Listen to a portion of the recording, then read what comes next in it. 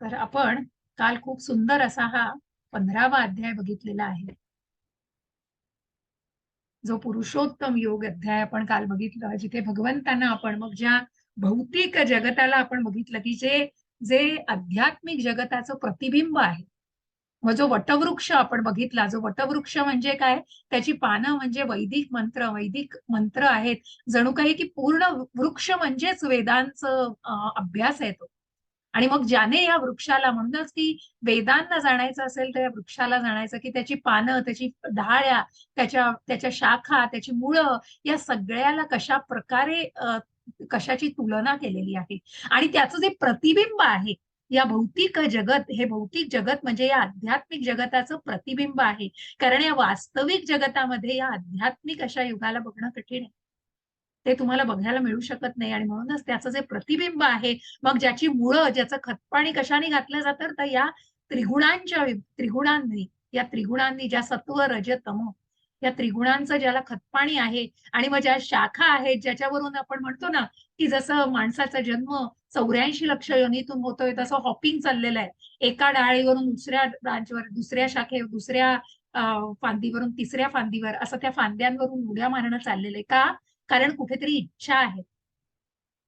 आणि म्हणूनच ज्या इच्छांमुळे मनुष्य कशा प्रकारे, ते इच्छा म्हणजे त्याचं प्रतिबिंब.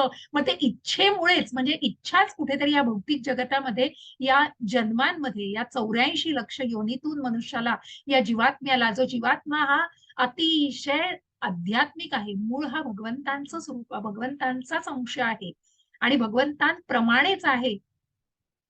परंतु कुठेतरी आपल्याला या भौतिक जगतामध्ये आल्यावर हा जीवात्मा या मायेमध्ये गोवला गेलेला आहे.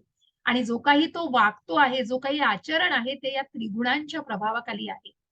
आणि मग सत्व, रज आणि तम, या त्रिगुणांचा प्रभाव त्याच्यावरती कशा प्रकारे पडतो, मग तो सात्विकतेने वागतोय, राजसिकतेने का तामसिकतेने, हा या मायेचा, मग तो मोहमायेमध्ये आहे का स्वतःला त्या योगमायेमध्ये आणू इच्छितो आहे.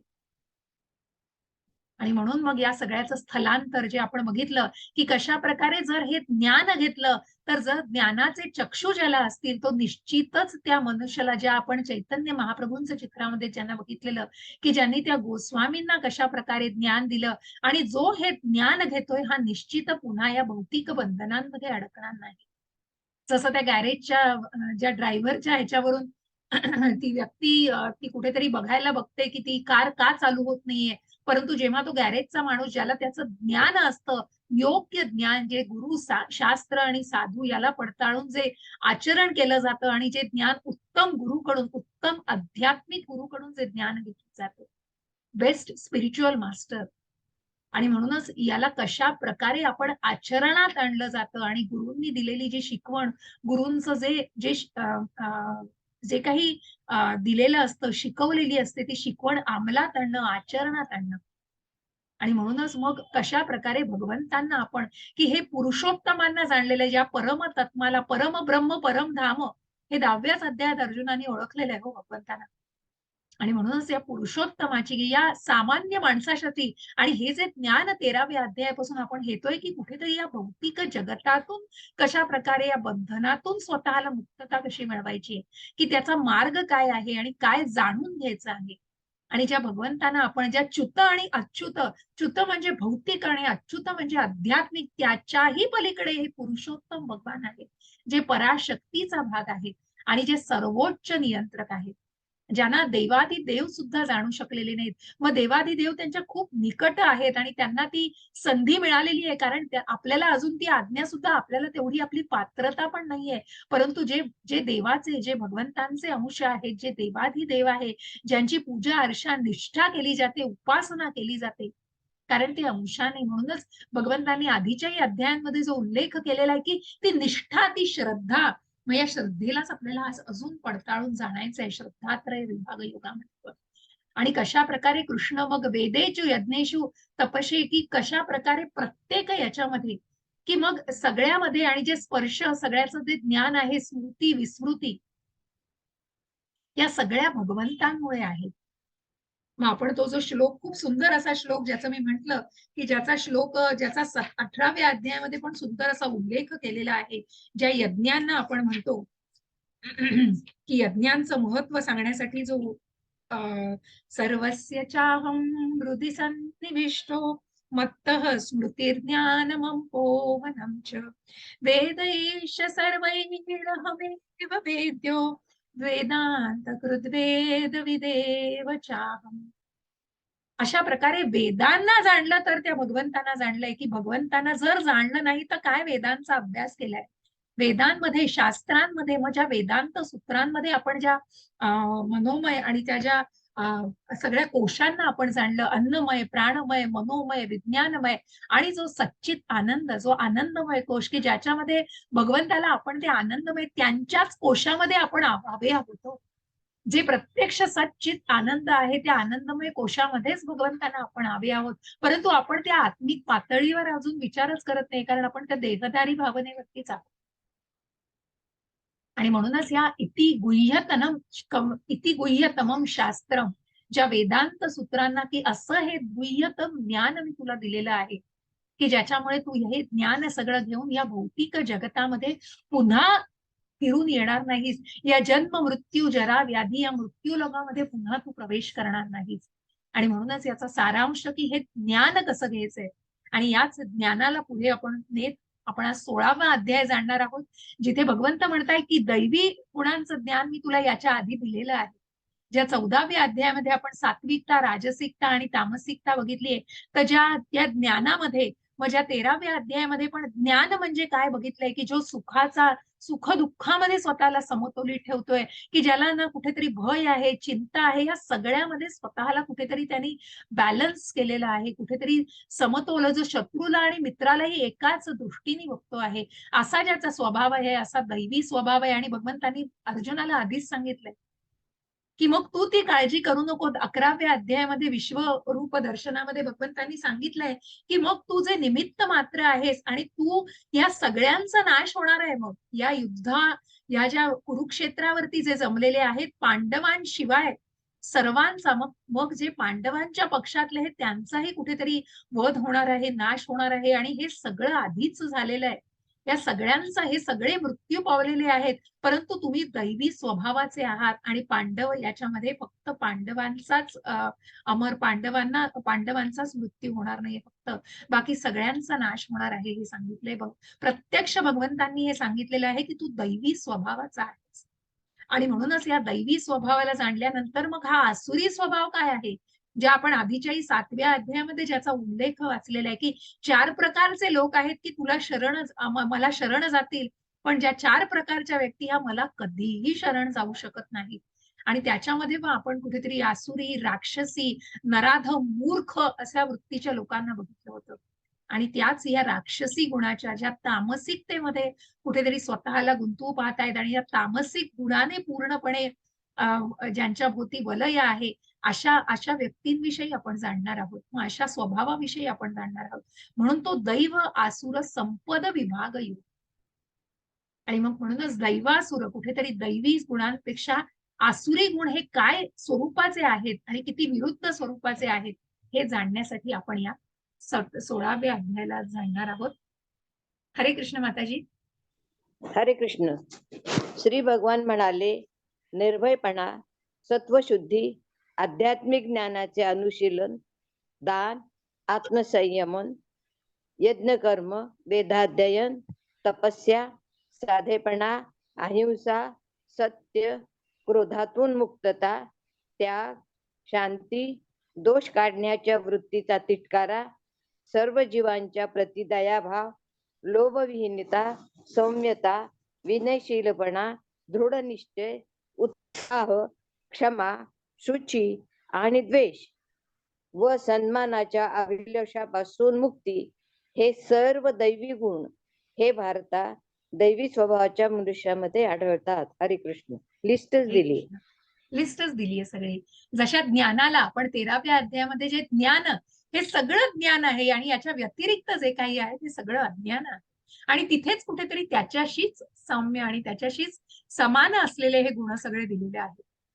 मग प्रत्येक वेळी भगवंत ज्या दैवी स्वभावाच्या, ज्या सात्विकतेच्या पलीकडे सुद्धा जे गुण आहेत, मग ज्या गुणातीत आपण जे म्हटलं की सत्व, रज आणि तम, मग सात्विकता कुठेतरी निश्चितच त्या मनुष्याला पण तो कुठेतरी अजूनही सुखामध्ये बांधला गेलेला आहे आणि मग सकाम कर्मामध्ये कुठेतरी अडकला जाऊ शकतो आणि म्हणून त्याच्याही पलीकडे जाणारे म्हणून भगवंत सांगतायत, जो निर्भय आहे, सत्व, शुद्धी, आध्यात्मिक ज्ञानाचं जो अनुशीलन करतोय, दान, आत्मसंयमन, यज्ञ, कर्म, वेदाध्ययन, तपस्या, साधेपणा, अहिंसा, विनयशीलपणा, दयाभाव, मग कुणाचाही दोष काढण्याची जी वृत्ती असती, क्रोधातून, स्वतःला क्रोधातून कुठेतरी मुक्त ठेवायचं, त्याग, शांती, या सगळ्या अतिशय अशा नम्र व्यक्तीच्या आणि अतिशय सात्विकतेच्या सुद्धा पलीकडे गेलेली जी व्यक्ती आहे, की सर्व जीवांच्या प्रती ज्याचा दयाभाव आहे, मग मित्रता, शत्रुता याला एकाच दृष्टीने, की उत्साह, क्षमा, सुची, द्वेष व सन्मानाच्या अभिलेषीपासून मग कुठेही प्रकारचा मान, अपमान याचाही कुठला या व्यक्तीला, कारण जसं आपण म्हटलं की मग हा जो भक्त असतो ना, जो भगवंतांच्या भक्तीमध्ये अगदी पूर्णपणे विलीन केलेला असतं ज्याने स्वतःला, अशा भक्ताला मग खरोखर हा अपमान, मान याचं नसतं, कारण तो भगवंतांच्या सेवेमध्ये इतका गाढ असतो की मग त्याला कुठलंही बंधन वाटत नाही. ते जे काही तो करतो आहे ते मनापासून त्या गोष्टी करत असतो आणि ते भगवंतांना अर्पण केलं जात असतं. ते निष्काम पद्धतीने केलं जाणारे कर्म असतं, ते अकर्माकडे वाटचाल करणारं कर्म असतं आणि म्हणूनच भगवंत सांगतायत, या सर्वाच्या, या सन्मानाच्या अभिलाषेपासून सुद्धा मुक्ती ते असलेले हे सर्व दैवी गुण, हे भारतात दैवी स्वभावांच्या मनुष्यामध्ये आढळतात आणि म्हणूनच मग हे गुण आपण म्हणाल तर एक भक्त जे दैवी म्हणजे जे भगवंतांच्या सेवेमध्ये आहेत आणि ज्यांनी या भगवंतांना जाणलेलं आहे, पुरुषोत्तमांना परमतत्व, परमधाम, परम सत्य असे पुरुषोत्तम ज्यांना जाणलेलं आहे, मग मी भोगता आहे, मी याचं सगळं केलंय, माझ्यामुळे या सगळ्या गोष्टी, असा ही व्यक्ती म्हणूच शकत नाही. कारण भोक्तारम यज्ञ तपसाम सर्व लोक महेश्वरम, ज्याने ज्याने परमेश्वराला, जो पुरुष आहे, जो पुरुष म्हणजे जो भोक्ता आहे सगळ्याचा, कारण जे काही सगळं आहे ज्यांच्या कृपेने आहे, ही जी कृतज्ञता ज्याच्या मनामध्ये आहे, तो एक भक्तच ही गोष्ट जाणू शकतो निश्चितच. आणि म्हणून मग चित्रात तुम्हाला दिसतंय बघा, कशी माजलेला हत्ती कसा आहे करतोय, दंभो दर्पो विमानश्च क्रोधः पारुष्यमेव च अज्ञानं चाभिजातस्य पार्थ संपदमासुरीं. हरे कृष्ण माताजी. हरे कृष्ण. हे पार्थ, दंभ, उर्मटपणा, अभिमान आणि अज्ञान हे आसुरी प्रकृतीत जन्मलेल्या लोकांचे गुण आहेत. हरे कृष्ण. हरे कृष्ण. ज्या या माजलेल्या हत्तीमध्ये बघा आपल्याला की कुठेतरी इतका उर्मटपणा दिसतो आहे, की मग तो उर्मटतो इतका त्याच्यामध्ये, कारण त्याला समोरच्याकडे काय आपण करतो आहोत आणि आपण त्याला इजा पोहोचवतोय इतकं सुद्धा काही कळण्याच्या पलीकडे तो हत्ती गेलेला असतो, कारण त्याचा स्वतःवरती कुठलंच नियंत्रण नसतो आणि म्हणून तो अशा प्रकारे त्याचं आचरण दिसतंय, त्याची वर्तणूक दिसते आणि अशाच प्रकारे ही आसुरी प्रकारची वृत्ती वापरत असते. अशी आसुरी जन्माचे, या स्वभावाचे लोक वावरत असतात, की त्यांना कुठलंही मनामध्ये मग कुठलीही करुणा म्हणण्यापेक्षा जे काही आपण करतो आहे ते इतकं मनुष्यहीन, इतकं माणुसकीहीन कृत्य केलं जातं, की त्याच्यामध्ये आपण दुसऱ्याला काही इजा पोहोचवतो आहोत आणि आपण काही कशा प्रकारे आपण दांभिकतेने, उर्मटतेने कुठल्याही, मग ज्येष्ठ व्यक्तीशी असो, कुठल्याही कनिष्ठ व्यक्तीशी असो, कारण तो दांभिकपणा इतका भरलेला असतो, की मग अभिमान, मग तो खोटा अभिमान होतो आणि मग अज्ञान जे काही असतं ते ज्ञानाने नाही. जो ज्ञानी मनुष्य आहे त्याचं आपण जाणले जे गुण, कारण जो ज्ञानी आहे तो खरोखर जाणतो आणि तोच विनयशील आणि नम्र असू शकतो, की ज्याने भगवंतांना जाणलेलं आहे. जो अज्ञानामध्ये, मग ज्या तर्कवादी लोकांना आपण म्हणतो आहोत की मी भोगता आहे, मग हे जे काही आहे मैथुनाच्या इच्छेतूनच सगळं आहे, कामवासनेतूनच सगळं विश्व निर्माण, सगळं सृष्टी निर्मिती झालेली आहे आणि भगवंत फक्त मनुष्य रूप धारण करून तेवढ्या पृथ्वीवरती येत आहेत आणि पुन्हा एक शक्ती म्हणूनच वावरतायत. मग हे ज्या प्रकारचं, हे सगळी ज्या प्रकारची वैचारिक पातळी आहे, ही सगळी अज्ञानाची पातळी आणि म्हणूनच असे अज्ञानी आणि उर्मटपणा असलेले, अभिमानी आणि पार्थ दांभिक असतेने, हे पार्थ असे लोक हे सगळे आसुरी गुणांमध्ये जन्मलेले असतात. दैवी संपद विमोक्षाय निबंधाया सुरीमता मा शुचः संपदम दैवीम अभिजा तोसी पांडव. पण बघा ऐका, हरे कृष्ण माताजी. हरे कृष्ण. दैवी गुण मोक्षदायक असतात, तर आसुरी गुण हे बंधनकारक असतात. हे पांडवा, तू चिंता करू नकोस, कारण तू दैवी गुणासह जन्माला आलेला आहेस. हरे कृष्ण माताजी. हरे कृष्ण. आणि म्हणूनच हे मोक्षदायक असतात बघा, की ज्याने जो दैवी गुणांचा मनुष्य आहे त्याने आत्मसाक्षात्कारी पातळीवर तो विचार केलेला असतो. आणि तो एक भक्तच हा विचार करू शकतो, एक उत्तम भक्तच एक जाणू शकतो, की ज्याने या परमात्म्याचा हा आत्मा, आपण आपण शरीर नाही आत्मा आहोत, मग हे सगळं म्हणणं खूप सोपं आहे. पण प्रत्यक्षात जो आचरणात आणतो आहे तोच निश्चितच या मोक्ष मार्गावरती स्वतःला नेऊ शकतो. या मुक्तीच्या मार्गावरती त्याने स्वतःला मार्गस्थ केलेलं असतं. मग कुठल्याही प्रकारचं आसक्ती राहिलेली नसते त्या भौतिक इंद्रिय विषयांविषयी. आणि म्हणूनच असा दैवी गुण असलेली व्यक्ती ही मोक्षदायक असते. पण आसुरी व्यक्ती मात्र बंधनकारक, कारण कुठेतरी ती राजसिक आणि तामसिक वृत्तीचीच असते. मग दैवी अशी ही सात्विक व्यक्ती कुठेतरी दैवी वृत्तीपर्यंत जाऊ शकते, परंतु राजसिकता आणि तामसिकता ही कुठेतरी निश्चितच त्या वासनेमध्ये अडकलेली आहे. आणि म्हणून मग ती बंधनकारक ठरते. परंतु हे पांडवा, तू काळजी करू नकोस. अर्जुनाला भगवंत सांगताय, तू चिंता करू नकोस, कारण तू या दैवी गुणांसह जन्मलेला आहेस. आणि म्हणूनच भगवंतांनी सांगितलंय की पांडव हे दैवी गुणांनी जन्मलेले आहेत. अर्जुनासहित सर्व पांडव हे दैवी गुणांनी जन्मलेले आहेत. हरे कृष्ण माताजी. हरे कृष्ण. हे पार्थ, या जगतामध्ये दैवी आणि असुरी असे दोन प्रकारचे जीव आहेत. मी यापूर्वीच तुला दैवी गुणाचे विस्तारपूर्वक वर्णन सांगितले आहे. आता माझ्याकडून आसुरी गुणांचे विवरण ऐक. हरे कृष्ण. हरे कृष्ण. आणि म्हणूनच आपण जे काही आधी ज्ञान घेतलेलं आहे, मग सात्विक, राजसिक आणि तामसिक या त्रिगुणांद्वारे आपण 14व्या अध्यायात जाणलं आणि मग ज्या 15व्या अध्यायात आपण पुरुषोत्तम योगाला जाणलं, तेव्हा आपण अच्युत आणि च्युत म्हणजे आध्यात्मिक स्वरूपामध्ये आहेत अशाही लोकांचं आपण, अशाही व्यक्तींविषयी जाणलं. आणि कशा प्रकारे मग ज्या ज्या भक्ताचं, मग ज्या दुसऱ्या अध्यायापासून आपण जाणतो आहोत की या ज्ञानामध्ये जो परिपूर्ण आहे तो निश्चितच स्थिताधीर मुनी. मग ज्या स्थिर मन असलेल्या व्यक्तीला आपण जाणलं, जो ज्ञानाने परिपूर्ण आहे, जो कुठल्याही प्रकारचा, जसं आपण हरिदास ठाकूरांना बघितलं की कुठल्याही प्रकारचा प्रभाव नाहीये, जसं भगवंतांचं आहे की भगवंतांनी सृष्टी निर्मिती केलेली आहे, परंतु या त्रिगुणांचा भगवंतांवर कुठलाही प्रभाव नाही. त्याचप्रमाणे भगवंतांच्या स्वभावाला कोण प्राप्त करू शकतात, तर असे शुद्ध भक्त, ज्या हरिदास ठाकूरांचं उदाहरण दिले, असे प्रभुपादांचं उदाहरण दिलेलं आहे की ज्या वेश्येला त्यांनी परिवर्तन केलेलं आहे, मन परिवर्तन, परंतु त्या वेश्येचा कुठलाही प्रभाव त्यांच्यावरती पडलेला नाही. त्याचप्रमाणे प्रभुपादांचं उदाहरण आपण घेतलेलं आहे ज्या हिप्पी लोकांमध्ये, की ज्यांनी अंमली पदार्थांच्या जे आहारी गेलेले आहेत अशा व्यक्तींमध्ये किंवा अशा वस्तींमध्ये प्रभुपाद वावरलेले आहेत की जिथे सामान्य मनुष्य उभा देखील राहू शकणार नाही, परंतु प्रभुपादांवर त्याचा कुठलाही प्रभाव नाहीये.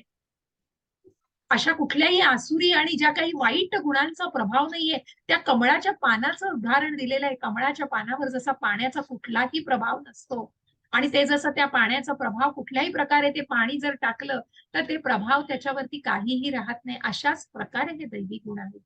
परंतु हे हे पांडवा, हे अर्जुना, तू याच्यापूर्वी हे सगळे गुण जाणलेले आहेत, याचं विश्लेषण मी केलंय, परंतु आसुरी गुण कुठल्या थराला जाऊ शकतात हे मात्र मी तुला अजून सांगितले आणि ते तू माझ्याकडून त्याचं विवरण ऐक. मग काय करतात हे आसुरी लोक, तर या सगळ्याविषयी आपल्याला, की आसुरी वृत्ती कुठल्या थराला आणि मृत्यूनंतरही त्याची काय परिणिती असते, हे सगळं आपल्याला जाणून घ्यायचंय. प्रवृत्तीं च निवृत्तीं च जनान विदुरासुरः न शौचम नापि चाचारो न सत्यम तेषु विद्यते. हरे कृष्ण माताजी. हरे कृष्ण. आसुरी प्रवृत्तीचे लोक काय करावे आणि काय करू नये हे जाणत नाही. सुचिरभूतपणा, सदाचार तसेच सत्य त्यांच्यामध्ये आढळत नाही. हरे कृष्ण माताजी. हरे कृष्ण. त्याचा दूर दूरवर कुठेच कुठेच लवलेशही दिसत नाही हो त्यांच्यामध्ये. कारण ती आसुरी, ज्या भगवंतांनी ज्या 7व्या अध्यायामध्ये आधीच सांगितलं, ते भगवंतांना शरणच येऊ शकत नाहीत. असे लोक म्हणजे नराधम, आसुरी, राक्षसी गुणांचे आहेत. या आसुरी गुणांनी जे जन्माला आलेले ते भगवंतांना शरण येऊ शकत नाही. काय करतात आणि काय करू नये, कारण बघा की इतके कुठेतरी त्या मद्याच्या त्या मदहोश म्हणजे स्वतःला विसरून बसलेले आहेत की त्याच्यातच सगळा आनंद मानतायत आणि आपलं सगळं दुःख आपण त्याच्यातच जसं जणू काही विसरणार आहोत आणि तेवढं एकच सोल्युशन आहे, तेवढा एकच मार्ग आहे. आणि आसुरी वृत्तीच्या त्या लोकांना कुठल्याही प्रकारचं मग ते त्याच्यामध्ये डिफरन्सिएशन कुठलाही ती फरक जाणू शकत नाही.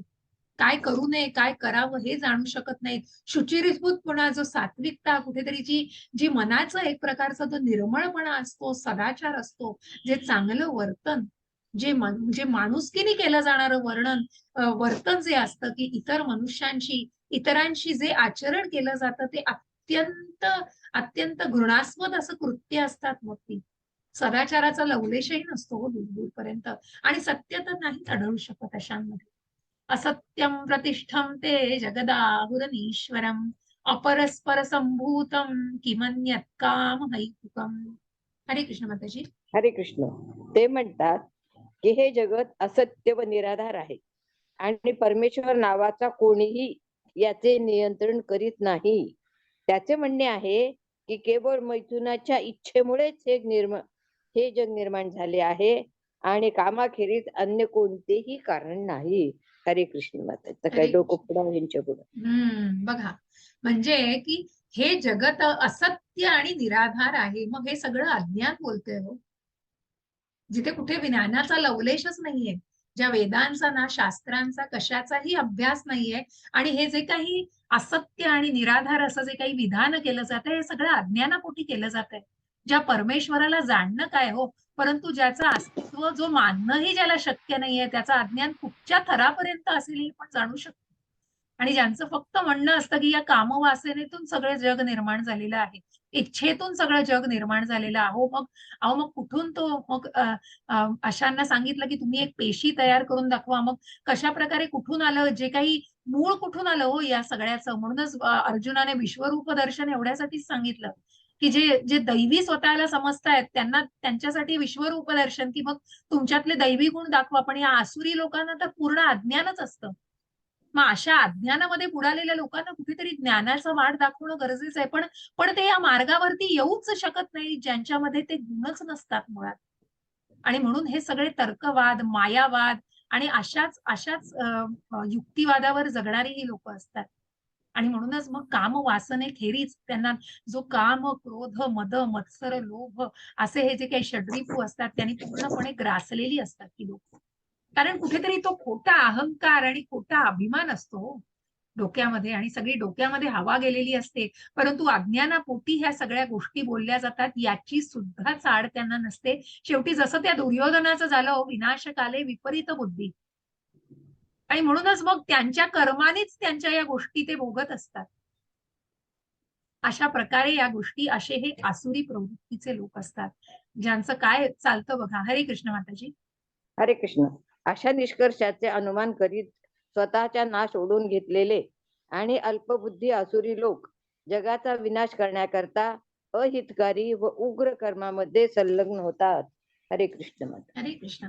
मग इतकी त्यांची मन आणि बुद्धी, मनाचं तर पूर्णपणे त्यांचा स्वतःचा तोल गेलेला असतो आणि पूर्णपणे भ्रमात असतं अशांचं मन. मग ज्यांना वळवणं इतकं सोपं असतं की ज्यांच्यावर बघा आपण अतिरेक्यांबद्दल ऐकतो की या ज्या अतिरेकी संस्था आहेत, मग ज्यांच्यामध्ये इतकं त्यांच्यावरती कुठल्या प्रकारचा दबाव आणला जातो आणि कुठलं मेस्मराईज, कशा प्रकारे इतकं त्यांना त्या गोष्टींनी इतकं हिप्नोटाईज आपण म्हणतो की त्यांच्यावरती पूर्णपणे लादलं जातं की त्यांचा मेंदू स्वतःचा काहीच काम करत नाही.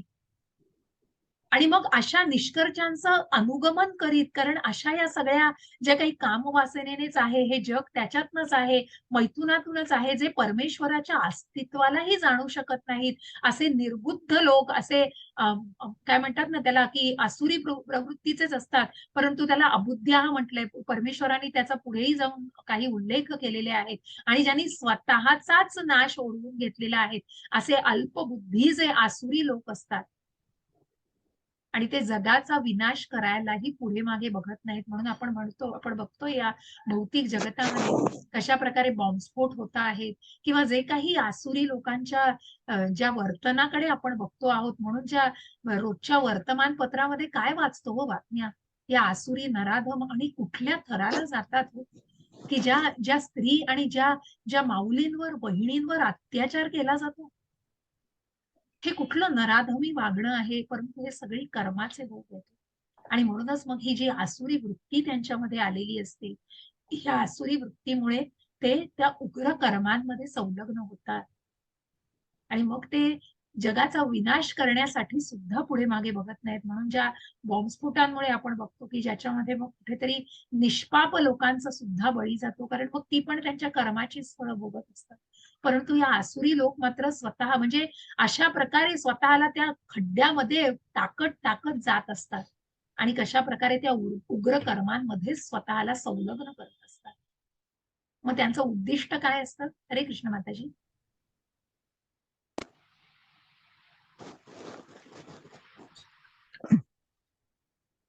हरे कृष्ण माताजी. हरे कृष्ण. इंद्रिय तृप्ती करणे ने कधीही तृप्त न होणाऱ्या माताजी कामाचा वरचं आश्रय, माताजी 16:10 हो दिसतंय? 16:10, हा. कधीही तृप्त न होणाऱ्या कामाचा आश्रय घेऊन गर्व, खोटी प्रतिष्ठा आणि मद्यामध्ये डुंबत मोहित झालेली आसुरी लोक अनित्य गोष्टीमुळे आकर्षित होऊन सदैव अशुचिर्भूत कर्मे करण्यास व्रतस्थ झालेले असतात. 16:11-12. इंद्रिय तृप्ती करणे हीच मानव संस्कृतीची मुख्य आवश्यकता आहे, असा त्यांचा विश्वास असतो.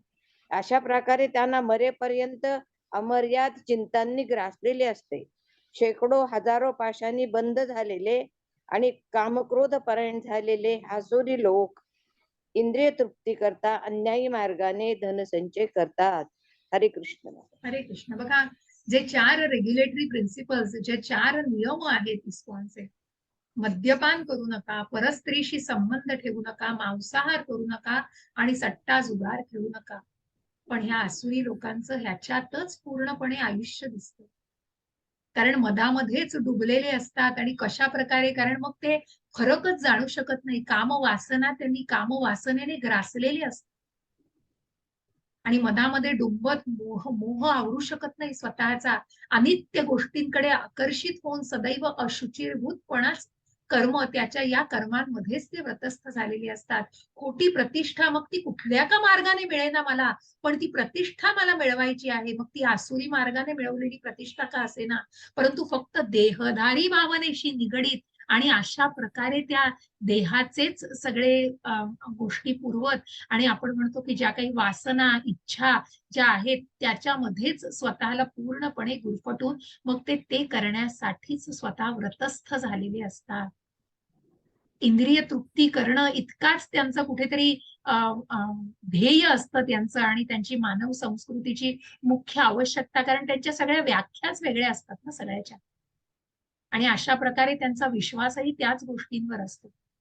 आणि म्हणून मग असे नराधम लोक मरे तोपर्यंत मग शेवटी कर्माचे भोग, ते जसं आपण म्हटलं कुटम बीजम फलम, की मग जे आधीच्या जन्माचेही भोग असतात, या जन्मातही जे करता आहात तेही भोगायचंय. पुढे जाऊन जी पापकर्म केली जातील त्यालाही भोगायला लागणार आहे हो. मग त्याच्यासाठी या 84 लक्ष योनीतून जन्म घेतले जातील, पण त्या पापकर्माची फळं मात्र भोगायला लागतील. जिथे भोगायला लागतंय ना, जिथे आनंद उपभोगायचा आहे तिथे भोगही भोगायला लागतील. म्हणून भगवंत प्रभुपादांनी सांगितलंय कर्मफळाबरोबर ते कर्माचे भोगही आले. कर्माची फळं उपभोगायची आहेत तर त्याच्याबरोबर कर्माचे फळही कुठेतरी कर्माचे भोगही भोगायचे आहेत. जसं आपण म्हणतो की एन्जॉयमेंट बरोबर ते सफरिंग त्याच्या बरोबरीने येत आहे. आणि म्हणूनच कुठेही कृतज्ञतेचा लवलेशही नाहीये. असे ह्या हजारो पाशांनी बद्ध झालेले असतात. मग कुठेतरी राजसिक आणि तामसिकता, कारण वासनेच्या आहारी गेलेली ही लोक असतात आणि मग अन्यायी मार्गानेच धनसंचय आपण बघतो की मग मला ते धन हवंय, कसं का होईना पण मला मिळवायचंय ते धन. अशी ही आसुरी वृत्ती. जसं आपण पहिल्या स्लाइड मध्ये जसे दैवी गुण बघितले तसे बघा या आसुरी गुण. माताजी हरे कृष्ण. हरे कृष्ण. 16:13 ते 15 पर्यंत. आसुरी मनुष्य विचार करतो की आज माझ्याकडे इतकी संपत्ती आहे आणि माझ्या योजनेनुसार मी अधिक संपत्ती प्राप्त करेन. हे इतके धन माझ्याकडे आहे आणि भविष्यात हे उत्तरोत्तर वाढेल. हा माझा शत्रू आहे आणि मी त्याला मारले आहे आणि माझे इतर शत्रूही मारले जातील. मी सर्वांचा ईश्वर आहे. मीच भोगता आहे. मी परिपूर्ण बलवान आणि सुखी आहे. माझ्या आजूबाजूला माझे वैभवशाली नातलग असलेला मीच एकटा धनाढ्य मनुष्य आहे. माझ्यासारखा बलवान आणि सुखी इतर कोणीही नाही. मी यज्ञ करेन, मी दान देईन आणि याप्रमाणे मी मौज मजा करेन. अशा प्रकारे आसुरी लोक अज्ञानाने मोहित झालेले असतात. हरे कृष्ण. हरे कृष्ण. बघा सुरुवात बघा, मी माझ्या, मी माझं, माझं माझं माझं माझं, मीच, मी सगळीकडे मी आहे, सगळीकडे मी आहे. कुठेही कृतज्ञता तर नाहीच आहे, की जसं काही मीच या सगळ्याला निर्माण केलंय आणि माझ्याकडूनच हे सगळं झालंय आणि मीच सगळ्याला कारण. म्हणजे इतकं स्वतःच्या मीपणामध्ये आणि इतक्या खोट्या अहंकारामध्ये गढलेला माणूस आहे पूर्णपणे. अशी ही व्यक्ती आहे की ज्यांना कुठल्याही प्रकारचे हे माझे शत्रू आहेत, हे माझे मित्र आहेत, हे माझे शत्रू आहेत आणि त्या शत्रूंनाही मी मारून टाकीन. मग बलवान सुखी माझ्यापेक्षा दुसरा कोणी नाही. मग वाटेल त्या मार्गाने मिळवलेलं धन असेल तरी मी धनाढ्य आहे. माझे एवढे वैभवशाली नातलग आहे. मग जो स्टेटस सिम्बॉल सो कॉल्ड आपण आजकाल बघतो, की मग त्या स्टेटसला दाखवण्यासाठी वाटेल ती कामं करायला लागतील तरी चालेल. त्याची क्वालिटी, मग त्याची काय काय दर्जाची ती कामं केली जात आहेत याचाही विचार केला जात नाही. ही चासुरी प्रवृत्ती आहे हो.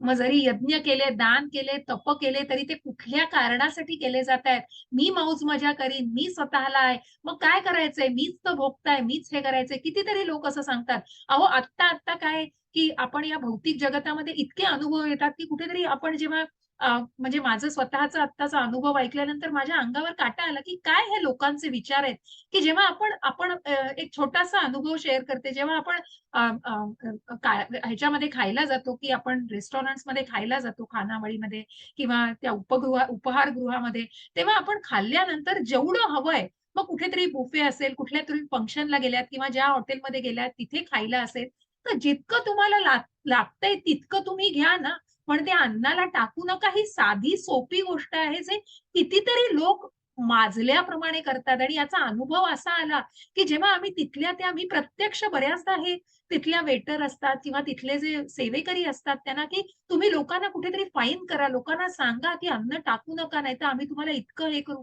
पण त्यांनी जेव्हा सांगितलं, की ती लोकं सांगतात, की आमच्या पैशाने आम्ही करतोय, आम्ही पैसे भरतोय ना, आम्ही ते वाया घालवू नाही तर काहीही करू. हा माज बघा किती.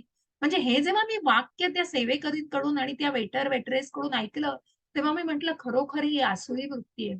म्हणजे जिथे कुठेतरी मला प्रत्यक्ष जाणवलं हे. अन्नावरती इतका मास, की मी पैसे देतोय म्हणजे मी ते अन्न वाया घालवीन, नाही तर खायला पण देईन. अहो पण भुकी लागू दे ना. तुम्हाला जितकं हवंय तितकं खा. बाकी गरीबाला सुद्धा जाईल. अन्नावरती त्या सगळ्यांचाच अधिकार आहे हो. ही साधी सोपी गोष्ट जर माणसाला कळत नसेल, तर खूप दुर्दैव आहे मग ते. आणि म्हणून मला कुठेतरी की ही ही एक प्रकारची आसुरीच वृत्ती आहे. की मी मौज-मजा करीन, मी धनाढ्य, मी माझं आहे तर मी काहीही करीन. हा जो मीपणा आणि हा जो खोटा अहंकार आहे, अशा प्रकारे हे अज्ञानी लोक या अज्ञानाने मोहित झालेले असतात. आणि मग अनेक चिंता हो त्याच्याबरोबर आल्या. हरे कृष्ण माताजी. हरे कृष्ण. हरे कृष्ण. अशा प्रकारे अनेक चिंतांनी भ्रांत झालेले आणि मोहजालामध्ये बद्ध झालेले आसुरी लोक इंद्रिय तृप्तीमध्ये अत्याधिक आसक्त होतात आणि नरकामध्ये पतित होतात. हरे कृष्ण. हरे कृष्ण. मग अशी लोकांचा नरकामध्येच जन्म असतो. अशा प्रकारे जी चिंतांनी भ्रांत, कारण मग त्याच्याबरोबर चिंता, अहो कितीही धन असू दे हो, पण मग शेवटी जी मनाची शांती, मग ज्या आपण मग एखादा भक्त बघा आणि अभक्त बघा. मग हा जो भक्त असतो, की सगळं सगळं त्याचं कर्म करतोय, भगवंतांना अर्पण करतो. मग कर्माचं कुठेतरी भोगतेपणच घेत नाहीये. त्या कर्माचं सगळं स्वतःचं त्याच्याकडे काहीच श्रेय घेत नाहीये. म्हटल्यानंतर त्या कर्माच्या भोगापासून पण आपोआपच तो मुक्त आहे हो त्याच्यातून.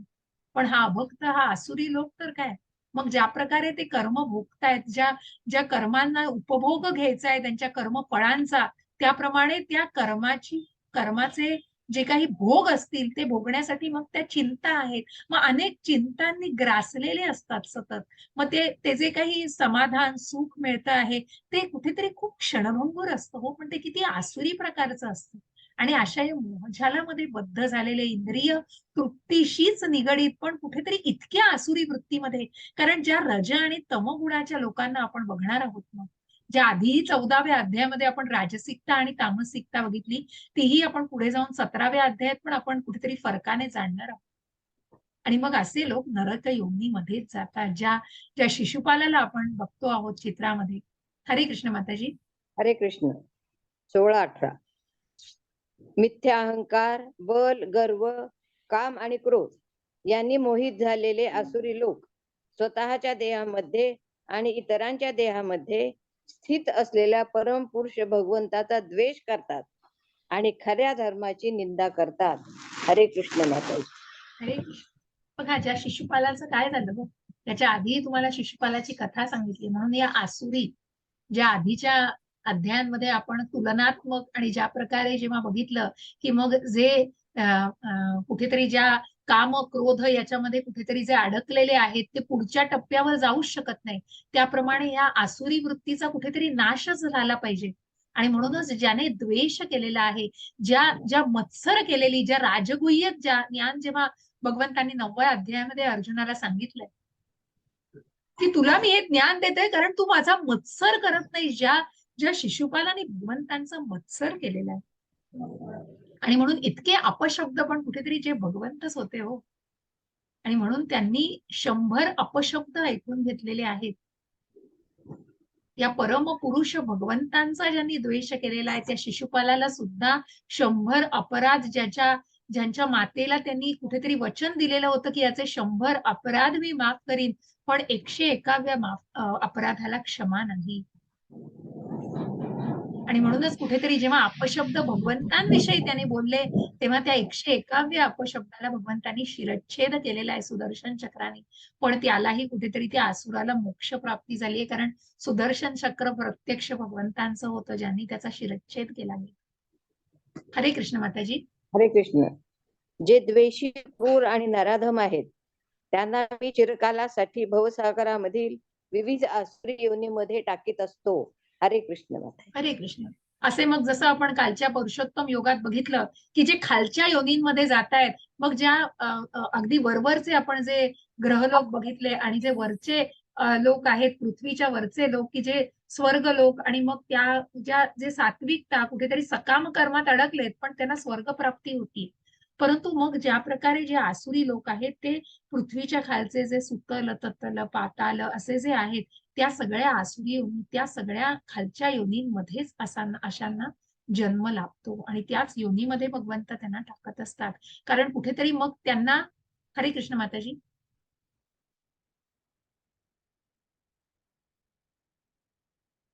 हरे कृष्ण. हे आवाज कोणते? या हा. आसुरी योनीमध्ये वारंवार जन्म घेणारे असे लोक कधीही माझ्याकडे येऊ शकत नाहीत. हळूहळू ते अत्यंत अधमगतीला प्राप्त होतात. हरे कृष्ण माता. हरे कृष्ण. ज्या दुसऱ्या अध्यायातच आपण बघितलं की इंद्रिय विषयांची आसक्ती कुठेतरी काम वासना, काम क्रोध, क्रोधाचं कुठेतरी मनाचा भ्रम, बुद्धीचा नाश, आणि मग कुठेतरी तो अधःपतनाला जी व्यक्ती जाते. तसंच आहे या आसुरी योनीच्या व्यक्तीचं, की वारंवार जन्म घेणारे हे लोक कधीही माझ्याकडे येऊ शकत नाहीत. ज्या 7व्या अध्यायातच भगवंतांनी 4 प्रकारचे लोक भगवंतांना कधीच शरण येऊ शकत नाहीत, त्यापैकीच हे आसुरी लोक. आणि म्हणूनच ते अत्यंत अधम गतीला प्राप्त होतात. आणि ते कशा प्रकारे प्राप्त होतात? त्रिविधम नरकस्येदम द्वारम नाशनमात्मनः कामः क्रोधस्तथा लोभस्तस्मादेतत्रयं त्यजेत. हरे कृष्ण माताजी. हरे कृष्ण. काम, क्रोध आणि लोभ ही नरकामध्ये जाण्याची 3 दारे आहेत. प्रत्येक बुद्धिमान मनुष्याने त्याचा त्याग केला पाहिजे, कारण या तिन्हीमुळे आत्म्याचा विनाश होतो. हरे कृष्ण माताजी. हरे कृष्ण. काम, क्रोध, लोभ, की ज्या कठपुतलीला आपण बघितलं, मग ही जी मोह माया आहे ना, काम, क्रोध, लोभ असलेली, ही कुठेतरी माणसाला नाचवतीये. आणि त्याचे जे 3 गुण आहेत त्याच्यापैकी मग ती राजसिक आणि तामसिकतेमध्ये त्यांना कुठेतरी ओढून नेऊन मग त्या नरकामध्ये जाण्याची ही 3 द्वारं आहेत. कारण याच्या अधीन गेल्यानंतर माणूस नरक योनीतच जाऊ शकतो. आणि म्हणून जो बुद्धिमान मनुष्य हे जाणतो, तो निश्चितच त्याचा त्याग करतो. कारण त्याच्यामुळे या आत्म्याचा विनाश होतो. कारण त्यांनी स्वतःला त्या देहधारी भावनेशी नाही, तर तो आत्मा कुठेतरी हा जीवात्मा हा जो आहे, हा या भौतिक जगतामध्ये आल्यानंतर कुठेतरी बद्ध होतो या घटनेशी. ही बुद्धिमान व्यक्ती, ही योगी असलेली व्यक्ती, ही एक भक्तच हे जाणू शकतो आणि तो निश्चितच या सगळ्याचा त्याग करतो आणि तो, कारण या आत्मविनाशी अशा या वृत्ती असतात. आणि म्हणून जो या द्वारातून सुटतो, हरे कृष्ण माताजी. हरे कृष्ण. हे कोणते या? जो मनुष्य नरकाच्या या 3 दारातून सुटला आहे, तो आत्मसाक्षात्कारासाठी श्रेयस्कर असे कार्य करतो आणि क्रमशः परमगतीला प्राप्त होतो. हरे कृष्ण. हरे कृष्ण. मग ज्याने ही जी खालची दारं, काम, क्रोध, लोभ, खालच्या पायऱ्याच ज्याचा त्याग केलेला आहे, हा पुढे जाऊन निश्चित पुढच्या पायऱ्यांवर जाऊ शकतो. मग तो एका उत्तम गुरुचं मार्गदर्शन घेतो, वेदांचा, शास्त्रांचा तपस्या करतो, कुठेतरी स्वतःच्या मनावरती, आपल्या इंद्रिय विषयांवर कुठेतरी नियंत्रण मिळवतो आणि या आध्यात्मिक ज्ञानाने तो परमेश्वराची प्राप्ती करू शकतो. आणि म्हणूनच जो त्या 3 द्वारातून सुटला आहे, तो निश्चित या मार्गावरती प्रगती साधू शकतो. जो आत्मसाक्षात्कारासाठी श्रेयस्कर असे कार्य करतो आणि तो भगवंतांना प्राप्त होऊ शकतो. जे भगवंत आतुरतेने वाट बघतायत, हो, मग जे सच्चित आनंद की भगवंत धामाला, की ज्या मोक्ष मिळवायच्या धामाला, मग ज्या मोक्ष प्राप्तीसाठी, की हा जीर्ण देह टाकल्यावर पुन्हा त्या भौतिक जगतामध्ये यायचं नसेल, तर भगवंत वाट बघतायत त्या परमधानाला. भगवंतांनी हातही दिलेला आहे, हो, परंतु आपण त्या गटांगळ्याच खातोय, पुन्हा त्या इच्छांनी, वासनेनी पुन्हा त्या चक्रामध्ये अडकलेलोच आहोत. कारण त्या मुक्तीच्या मार्गाकडे अजून वाटचालच सुरू झालेली नाही. पण जेव्हा या काम, क्रोध, लोभ याचा त्याग केला जाईल, या तिन्ही द्वारातून जर सुटलात, तिन्ही द्वारांचा जर त्याग केला, तिथून निसटलात, तर पुढचा निश्चितच आध्यात्मिक अशी उन्नती साधता येणार आहे. यशास्त्रविधी मुत्सृज्य वर्तते कामकारतः न स सिद्धिं वाप्नोति न सुखम न पराम गतिम. हरे कृष्ण माताजी. हरे कृष्ण माताजी. जो शास्त्रविधींचा त्याग करतो आणि आपल्या लहरीप्रमाणे कर्म करतो, त्याला सिद्धी, सुख आणि परमगती प्राप्त होत नाही. हरे कृष्ण माताजी. हरे कृष्ण. मग जरी तो यज्ञ, या मी दान करेन, मी यज्ञ करेन आणि स्वतःला हवं त्या गोष्टीनुसार त्या गोष्टी जर केल्या जातील, आपल्या शास्त्रामध्ये, वेदांमध्ये जे काही लिहिलेलं आहे त्याप्रमाणे जर सगळं अनुसरण केलं नाही, आणि आपल्या लहरीप्रमाणेच तो जर वागत गेला, ती व्यक्ती निश्चितच स्वतःचा परमगती तर काय, पण ती अधोगतीच प्राप्त करते. कारण ती कधीही मग सुख आणि सिद्धी परमगतीला प्राप्त होऊ शकत नाही. कारण योग्य पद्धतीने, शास्त्रोक्त पद्धतीने, मग आपण जे पूजा अर्चा बघतो, आपण जे रुद्र ऐकतो, अभिषेक ऐकतो, मग या सगळ्या गोष्टींना कुठेतरी शास्त्रोक्त बेस आहे, त्यानुसार त्या करणं. की प्रत्यक्ष भगवंतांनी हे उदाहरण दिलेलं आहे. आधीच्याही अध्यायात आपण हे चित्र बघितलंय. प्रत्यक्ष भगवंत स्वतःच्या उदाहरणासह सांगतायत, तस्मात् शास्त्रम प्रमाणम ते कार्य व्यवस्थितौ ज्ञात्वा शास्त्र विधानोक्तम कर्म कर्तुमिहार्हसि. हरे कृष्ण माताजी. हरे कृष्ण. म्हणून मनुष्याने शास्त्रविधीद्वारे कार्य आणि अकार्य यांच्यामधील भेद जाणला पाहिजे. अशी विधी विधाने जाणून मनुष्याने कर्म करावे, जेणेकरून त्याची कर्मशः उन्नती होईल. हरे कृष्ण माताजी. हरे कृष्ण. आणि म्हणूनच या शास्त्रांना, वेदांना आधीही याच्याही आपण तद्विधी प्रणिपातेन परिपक्षेण सेवया, की कशा प्रकारे भगवंतांचंच उदाहरण भगवंतांनी दिलेलं आहे. ज्या सांदीपनी ऋषींच्या आश्रमात राहून त्यांनी स्वतः अभ्यास केलेला आहे, ज्ञान घेतलेलं आहे उत्तम गुरुकडून. कारण हे उत्तम गुरु ज्यांना दृष्टांत झालेला आहे, तेच हे ज्ञान देऊ शकतात. मग प्रत्यक्ष भगवंतांनीही स्वतःला त्याच्यातून कुठेही टाळलेलं नाहीये. भगवंत प्रत्यक्ष स्वतःच्या उदाहरणांनी दाखवतायत की एक उत्तम गुरुच तुम्हाला हे मार्गदर्शन करू शकतो. आणि मग शास्त्रांना अनुसरून आणि त्या वेदांना अनुसरून ज्याचा अभ्यास करून विधीद्वारे कार्य आणि अकार्य यामधील फरक जाणून निश्चितपणे विधिविधाने जाणून मनुष्याने ते कर्म केरावं. आणि म्हणून मी म्हणेन ती पूर्व दिशा, मी म्हणेन माझ्या मनाप्रमाणे जे करायचं आहे आणि वरती मग म्हणायचं की मला जे हवं ते मी केलं आहे आणि कशा प्रकारे मी केलंय त्यालाही काही चांगलं वाईट यातला फरकही न जाणता त्या गोष्टी फक्त करायच्या आहे म्हणून मी केल्या आहेत. मग त्याला नाही अर्थ, कारण कुठेतरी शास्त्राचा आधार असणं असेल आणि तरच ही व्यक्ती क्रमशः उन्नती साधू शकते. याच्यातला भेद जाणून त्या गोष्टी केल्या पाहिजे. इति षष्ठदशोऽध्याय समाप्तः. हा सगळा राक्षसी, आसुरी, नराधम आणि ज्या क्रूर वृत्तीच्या लोकांबद्दल आपण जाणलेले आहे. भगवंतांचं दर्शन घेऊया, साष्टांग दंडवत त्यांना. आणि हे काही आधीचे हे आहेत वर्ग, त्याच्याविषयी माहिती आहे. सॉरी. आता मी आपला पुढचा अध्याय लगेच सुरू करतेय. आपण या अध्यायावरचे आणि पुढच्या अध्यायावरचे असे दोन्ही प्रश्न आपण वेळेत आहोत, त्यामुळे 17वा अध्याय पण वेळेत होईल. आणि कुठलीही घाई न करता मी निश्चितच एक सेकंद देणार, एक मिनिट राहिलं, सेकंद.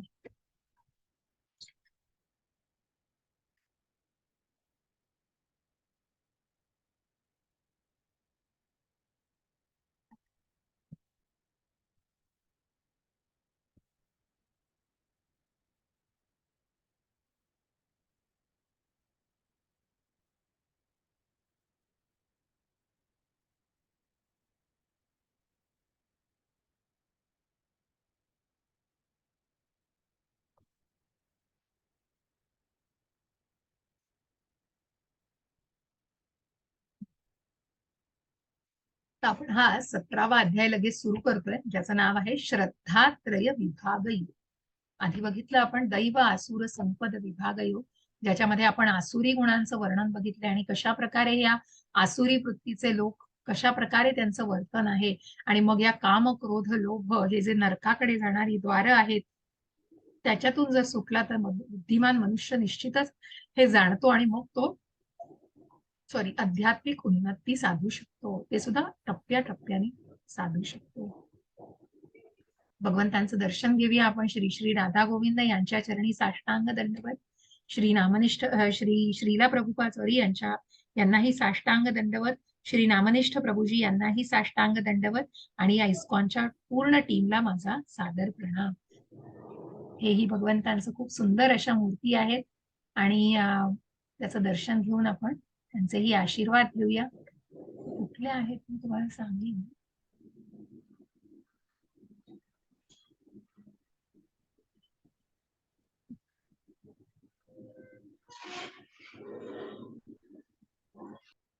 ठीक आहे. असो, भगवंतांच्या दर्शनाने, त्यांच्या आशीर्वादाने आपण सुरुवात करूया आपल्या 17व्या अध्यायाला. आपण या भगवद्गीतेच्या सांगतेकडे जातो आहोत आणि 17वा अध्याय हा फक्त ज्ञान देणार आहे आज भगवंत. त्यानंतरच्या उद्याच्या अध्यायामध्ये, मग उद्याचा अध्याय हा तितकाच मोठा आहे, तर आपण असंच 3लाच माताजी वाचायला सुरू करतील अध्याय वाचन आणि आपण 2:15ला सुरू करून वेळेत 18वा अध्याय सुरू करूया आणि योग्य प्रकारे त्याची सांगता होईल. मग आता 17व्या अध्यायात भगवंतांनी काय सांगितलंय. ज्या 16व्या अध्यायात आपण आसुरी गुण जाणले आणि भगवंत म्हणतायत की मग जो शास्त्राशिवाय ये शास्त्र विधी मुस्तृज्य, की शास्त्रा विना ज्यांनी गोष्टी केलेल्या आहेत त्याला कुठलंही फळ मिळत नाही आणि त्याला परमगतीही प्राप्त होत नाही, कारण त्या योग्य प्रकारेच केल्या गेल्या पाहिजेत. शास्त्राला आधारितच त्या गोष्टी केल्या गेल्या पाहिजेत.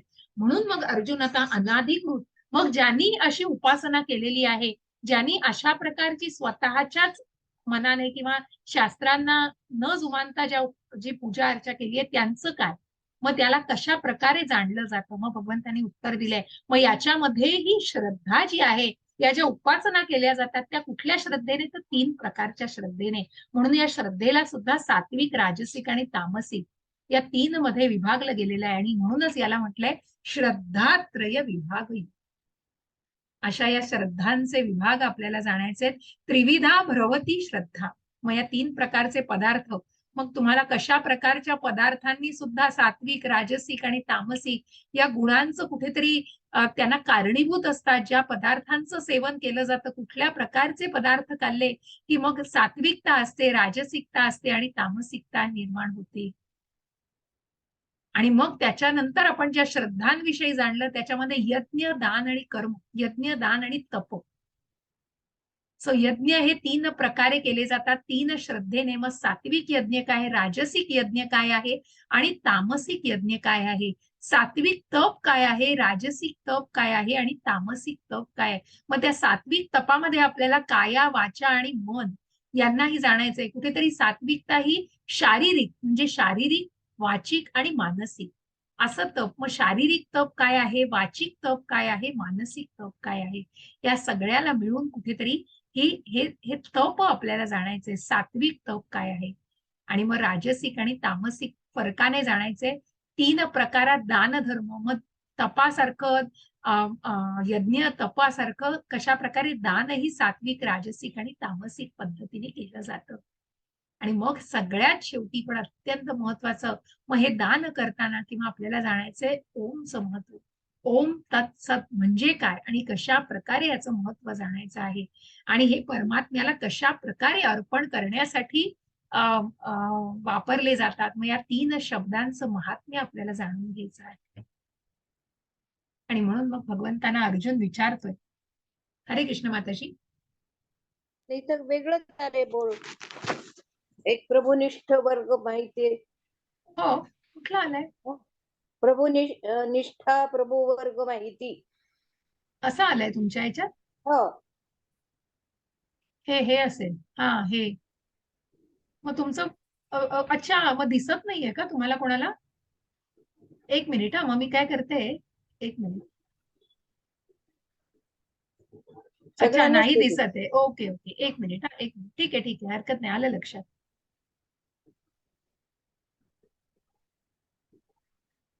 आता दिसतंय? मला वाटलं तुम्ही ते माहित नाही. मला नाही, वाटलं तुम्ही थांबा माहिती थांबा. दाखवताय. नाही नाही नाही, सॉरी.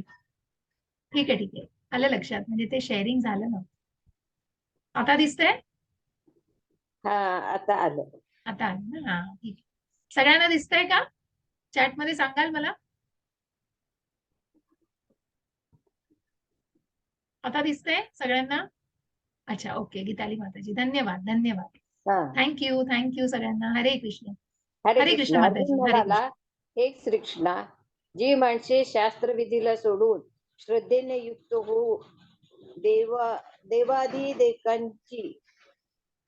देवादिकांचे पूजन करतात. त्यांच्यासाठी कोणती सात्विकी, राजसी, तामसी. मग विज्ञान विषय की कुठेतरी बघा, ते जे काही इन्स्ट्रुमेंट असतात आणि कुठेतरी कुठल्याही मग शास्त्र विधीला न जाणून, म्हणून याला कुठेतरी ती प्रतिकात्मक अशा आकृती दाखवल्या आहेत की स्वतःच्याच मनाने आणि मग शास्त्रविधीला सोडून पण श्रद्धेने युक्त, मग त्यांना वाटतं की तशा प्रकारचे आपण पूजा अर्चा केल्याने आपण करतोय. मग आपण म्हणतो त्याला काहीतरी कारण देऊन की 2 हात 3रं मस्तक, जे मनापासून केलं पाहिजे. पण शेवटी कुठेतरी ज्या गोष्टी तुम्ही करता आहात त्याला ज्या आपल्या शास्त्रामध्ये दिलं आहे, ज्या विधीपूर्वक ते केलं पाहिजे, त्याला कुठेतरी कुठेतरी खूप महत्व आहे. आणि मग हे महत्व कसं जाणायचंय, तर हे उत्तम गुरुकडूनच जाणलं जाऊ शकतं. तुम्ही जर गुरूंकडनं ज्ञानच घेतलं नाही, त्या ज्ञानाअभावी जर स्वतःच्याच मनाने की मी हे श्रद्धेने करतोय, मी हे खूप मनापासून करतो आहो, पण मग त्या श्रद्धेला काय, मग ती श्रद्धा भगवंत सांगतायत. आणि म्हणून मग त्या श्रद्धेचं सात्विकी येते का राजसी की तामसी, मग भगवंत सांगतायत. श्री भगवान वाच, त्रिविधा भवती श्रद्धा देहिनां सा स्वभावजा, भक्त सात्विकी राजसी चैव तामसी चेति तां शृणु. एक मिनिट, नाही सॉरी, हा ओके. सात्विकी राजसी चैव तामसी चेति तां शृणु. हरे कृष्ण माताजी. हरे कृष्ण. भगवान श्रीकृष्ण म्हणाले, मनुष्याची ती शास्त्रीय संस्कार नसलेली, केवळ स्वभावातच उत्पन्न झालेली सात्विकी, राजसी व तामसी अशी 3 प्रकारची असते. ती तू माझ्याकडून ऐक. हरे कृष्ण माता. हरे कृष्ण. आणि म्हणूनच मग ही जी शास्त्राला जुमान न आधारित, शास्त्राचा आधार न घेता शास्त्रीय संस्कार नसलेली ही जी काही श्रद्धा आहे, ती श्रद्धा 3 प्रकारांमध्ये मोडते. कारण ती श्रद्धा 3 स्वभावांमुळे निर्माण झालेली असते. ज्या सात्विकतेमधील श्रद्धा, राजसिक श्रद्धा आणि तामसिक श्रद्धा. आणि मग ती कशा प्रकारची असते? मग श्रद्धेचा भाग काय आहे? यज्ञ, ताप, तप आणि दान. कशा प्रकारे यज्ञ याग केले जातात? मग सात्विकतेमधले यज्ञ काय आहेत, राजसिकतेमधले काय आहेत आणि तामसिकतेमधले काय आहेत? मग सात्विकतेमधले कशा प्रकारे? तर सत्वानुरूपा सर्वस्य श्रद्धा भवति भारत, श्रद्धामयोऽयं पुरुषो यो यच्छ्रद्ध स एव सः. हरे कृष्ण माताजी. हरे कृष्ण अर्धवट आलंय.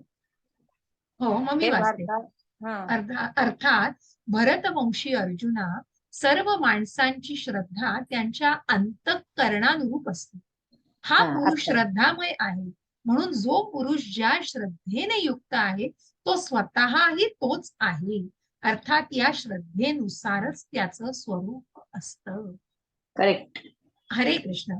म्हणून ज्या आधीही आपण बघितलं की जे यज्ञ विष्णूंना अर्पण केले जातात, म्हणून जी श्रद्धा कुठल्या प्रकारच्या चुकीच्या माध्यमातून नाही, मग ज्या देवी देवतांची पूजा अर्चा केली जाते, कशा प्रकारे ज्ञानाने, मग ती निष्ठेने करण्यासाठी ती श्रद्धा पूर्णपणे युक्त असणं हे महत्वाचं आहे. ती जर कुठल्याही शास्त्राला न आधार घेता घेतली तर अंतःकरणानुरूप असली किंवा कितीही मनापासून केलेली असली तरी कुठल्या तरी प्रकारचं स्वरूप ते वेगळं असतं. आणि म्हणूनच मग ती अंतःकरणानुरूप श्रद्धा, मग ज्या देवी देवतांची पूजा अर्चा केली जाते आणि ज्या इतरही आपण बघतो की ज्या श्रद्धा मार्गाने ज्या पूजा अर्चा केल्या जातात त्याला कुठेतरी वेगळं स्वरूप असतं. त्या व्यक्तीच्या त्या सात्विकतेच्या नुसार मग कशा प्रकारे, तर तुम्ही विचाराल तर मग सकाम कर्मामध्ये जसं आपण म्हटलं की सात्विक, राजसिक आणि तामसिक ज्या गुणातीत जाणं का म्हटलं,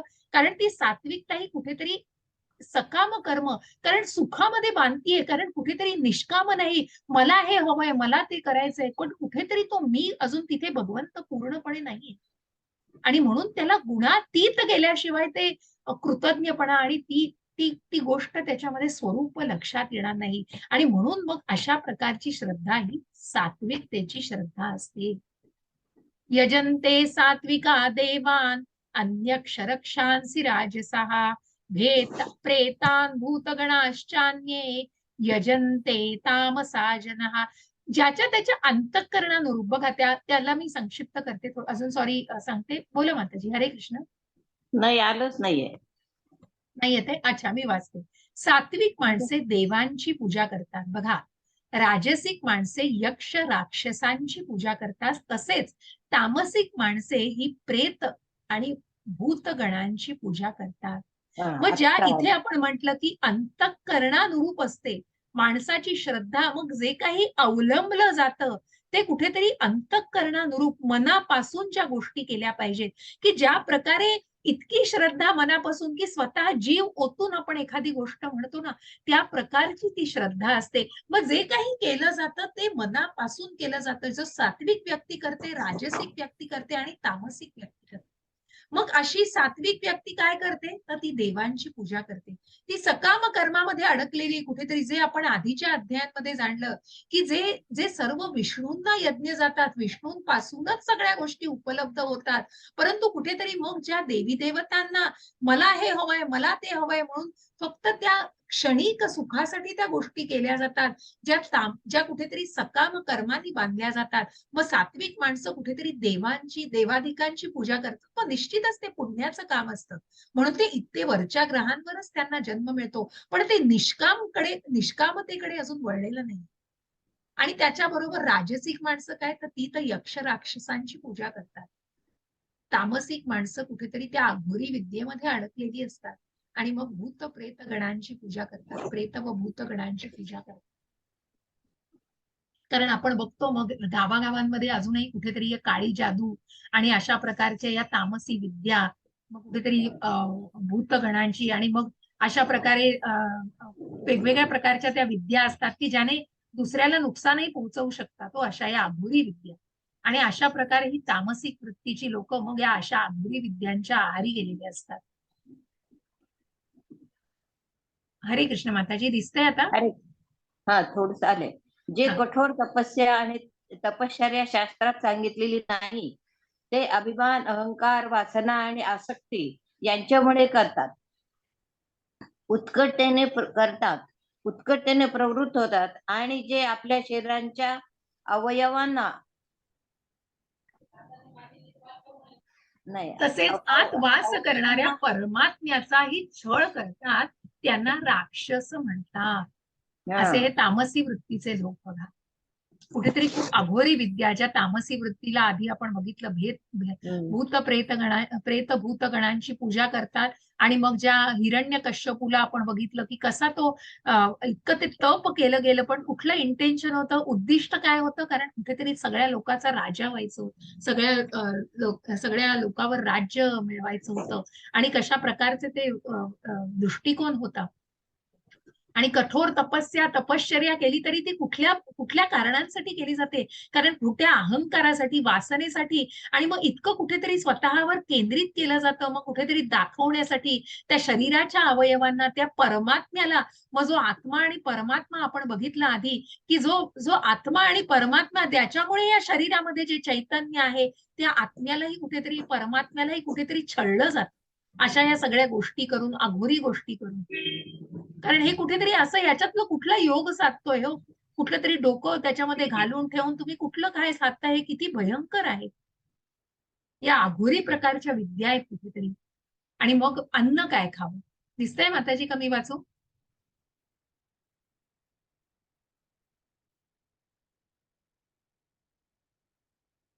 भोजन ही सर्वांना आपापल्या प्रकृतीप्रमाणे 3 प्रकारचे प्रिय असते. बघा, सात्विक वृत्तीच्या माणसाला काय आवडतं आपल्या चित्रामध्येच खूप सुंदर दिसतंय. मग ही सात्विकता त्या केळाच्या पानावर वाढलेल्या त्या गोष्टीतूनच जाणवते.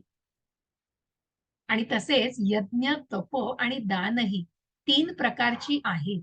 जसं सात्विक, राजसिक आणि अन्न हे सात्विक, राजसिक आणि तामसिक या 3 गोष्टींना कुठेतरी कारणीभूत असतं. त्याच प्रकारे हे यज्ञ, तप आणि दान ही 3 प्रकारची आपण बघतो आहोत. मग हे निरनिराळे भेद तू माझ्याकडून ऐक. मग या अन्नाचे निरनिराळे भेद बघा, की प्रत्येकाच्या चवी, मग जसं देहधारी भावनेमध्ये जो जगतोय ना, की ज्या ज्या ज्ञानेंद्रियाला, मग त्या जिव्हेचे चोचले बघा किती आहेत. आणि मग आयुष्य, बुद्धी, बळ, आरोग्य, सुख आणि प्रीती वाढवणारे, रसयुक्त, स्निग्ध, स्थिर राहणारे, स्वभावतः मनाला प्रिय वाटणारे असे जे काही भोजनाचे सात्विक पदार्थ असतात ते सात्विक पुरुषांना प्रिय असतात. बघा, त्याच्यामध्ये आपण बघतोय साधा वरण भात, मग ज्या आपण बऱ्याच वेळेला हे पापड आहे, आणि मग कशा प्रकारे थोडं गोड काही दिसतं आहे आपल्याला, मग डाळ, भात, भाजी, कोशिंबीर. आणि या ज्या काही मग तामसिक, जसं म्हटलं की कांदा, लसूण विरहित, जे कुठेतरी तामसी वृत्तीला कारणीभूत असतात, मग त्याच्या विरहित आणि मग ह्या फलाहार केला जातो. आणि हे जे काही उपवासाचे पदार्थ, हे सगळे कुठेतरी सात्विकतेमध्ये मोडतात. आपण बघा ना, ज्या दिवशी उपवास, आपण हे स्वतः सुद्धा आपण याची प्रचिती घेतो डे टू डे लाईफ मध्ये, या व्यवहारी याच्यामध्ये, आयुष्यामध्ये सुद्धा बघा, उपवास करतो, एकादशीचा उपवास असतो, इतर दिवशी जे मग हे जे सगळे नियम पाळतायत त्यांना तर ते प्रकर्षाने जाणवतं. इतकी सात्विकता त्यांच्यामध्ये भरून राहिलेली असते, की ज्या दिवशी आपण उपवास करतो तेव्हा सुद्धा मनाला एक किती निर्मळ शांतता असते. जरी आहार जास्त केला, कारण पोटाला पुरेल तितकं खावं हो. परंतु कुठेतरी अत्याचार, जसं पुढे जाऊन आपण जेव्हा नेक्टर ऑफ इन्स्ट्रक्शन म्हटलं ना मी, उपदेशामृत, त्याच्यामध्ये खूप सुंदर दिले. मग हवं तितकंच, जसं मी मगाशी त्या उपहारगृहाचं उदाहरण सांगताना, की मग जितकं हवं तितकंच खावं हो माणसाने, त्याच्यावर कुठेतरी अत्याचार आणि त्या पोटावरती पण. आणि मग कशासाठी त्या अन्नाचाही नासधूस करू नये, आणि कशा प्रकारे ती वृत्ती स्वतःमध्ये आजमावावी. आणि म्हणूनच मग असे सात्विक पदार्थ अशा सात्विक वृत्तीच्या मनाला प्रिय वाटतात. आणि मग कडू, आंबट, खारट, फार गरम, तिखट, कोरडे, जळजळणारे, दुःख, काळजी आणि रोग उत्पन्न करणारे भोजनाचे पदार्थ राजसिक वृत्तीला आवडतात. मग तुमचा पिझ्झा, पास्ता, नंतर मिरची, मिरची बघा अगदी जिभेवरती मग लाल पाहिजे, चमचमीत पाहिजे. कारण मग त्या जिभेचे चोचले कोण पुरवेल ना? त्या जिभेला तेच आवडतं आणि कशा प्रकारे मग त्या राजसिकतेमुळे मग तो काम, क्रोध कशामुळे क्रोध वाढतो इतका? कुठेतरी ती तामसी वृत्तीचं मग ज्या ज्या आपण कांदा लसूण का सांगतात? कारण कुठेतरी तामसी भावना त्याच्यामध्ये आहे. म्हणून मग इस्कॉन सांगतं, की पुढे जाऊन जे नियम अजून कठोरपणे पाळले जातात, त्याच्यात हे मोडलं जातं. मग जी पेय आहेत, ती पण कुठेतरी ही वृत्ती वाढवतात. म्हणून या पेयांना चहा, कॉफी यासारखी मादक पेय जसं असतं, ते मादकता वाढवणारी पेय आहेत म्हणून त्यांना टाळलं जातं. आणि म्हणून त्याला त्याला सोडलं जातं.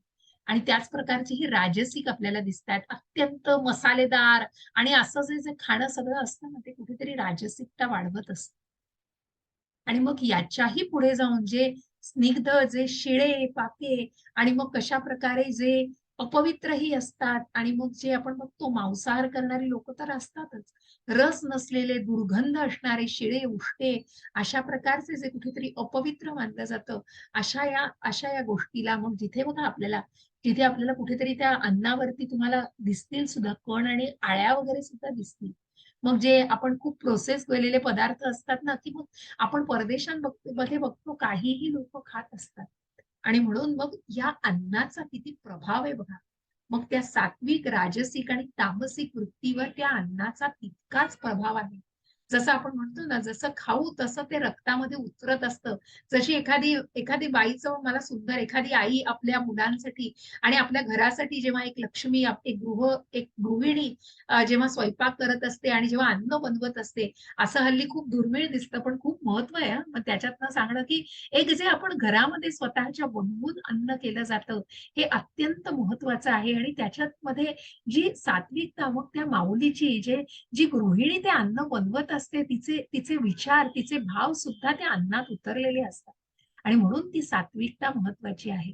आणि म्हणून ते अन्न बनवताना सुद्धा, स्वयंपाक करताना मन कसं प्रफुल्लित पाहिजे, की आपल्या आपल्या लोकांसाठी आपण हे करतोय. ही इतकी सुंदर भावनाच मनाला खूप आनंद देणारी असते. आणि मग याच्या पुढे जाऊन आपण यज्ञाबद्दल जाणतो आहे. हरे कृष्ण माताजी. हरे कृष्ण.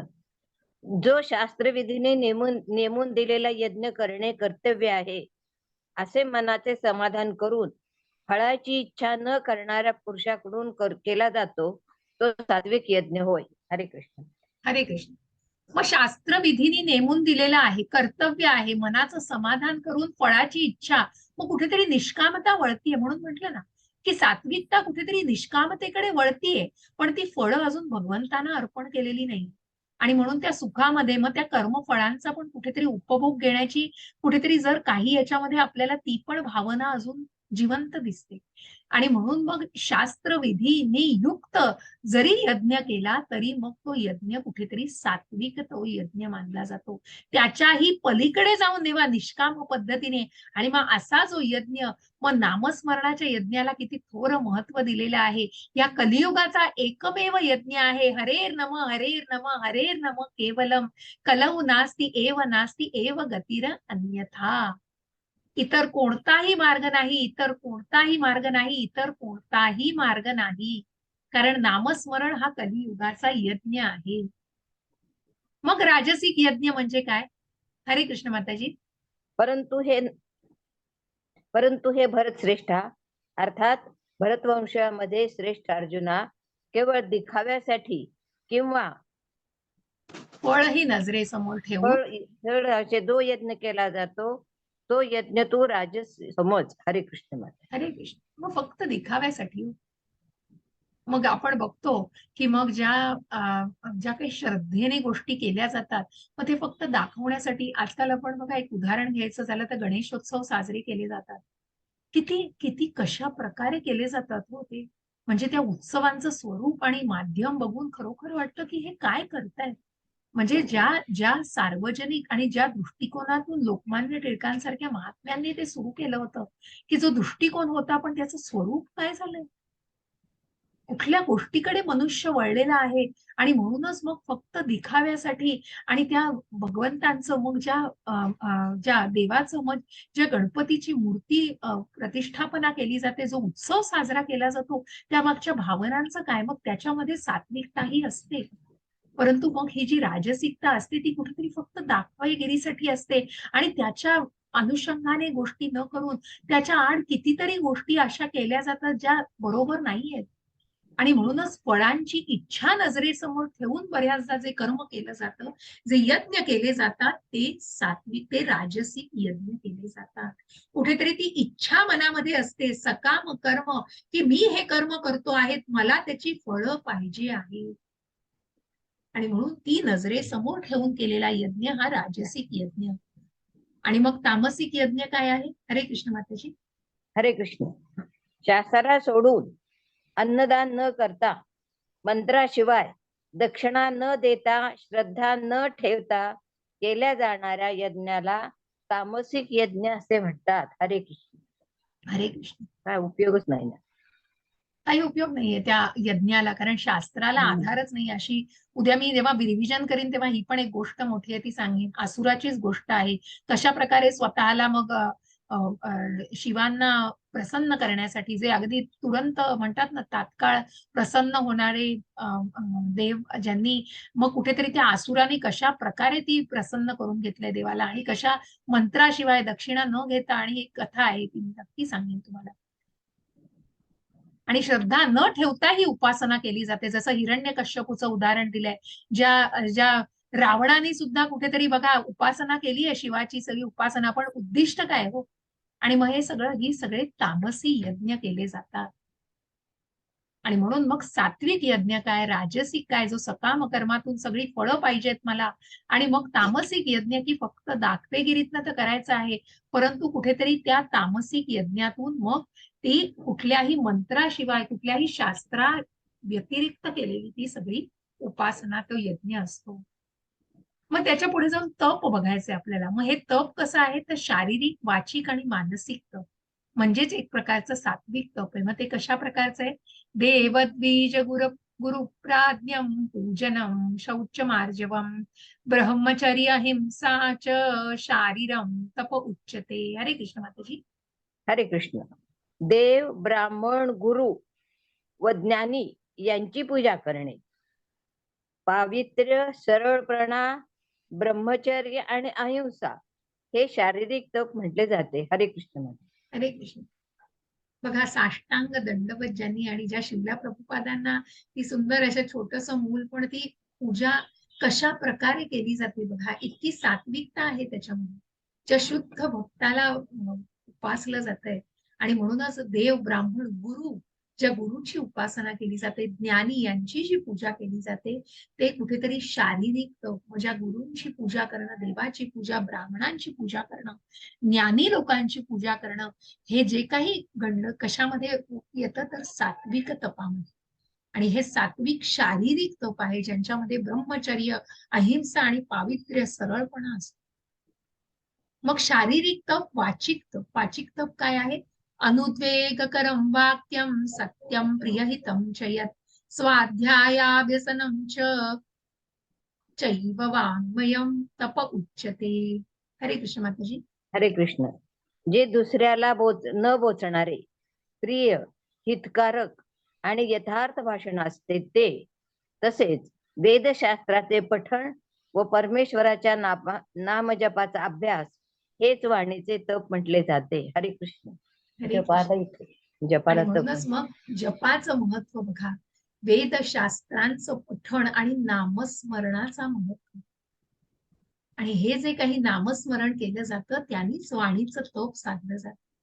आणि म्हणूनच मग ज्या युधिष्ठिर महाराजांना चित्रात दाखवलंय, की जे सत्याचं प्रतीक, प्रत्यक्ष धर्मराज ज्यांना म्हटलं जायचं, असे हे युधिष्ठिर महाराज कधीही अप्रिय, कधीही चुकीचं आणि खोटं बोललेले नाहीये.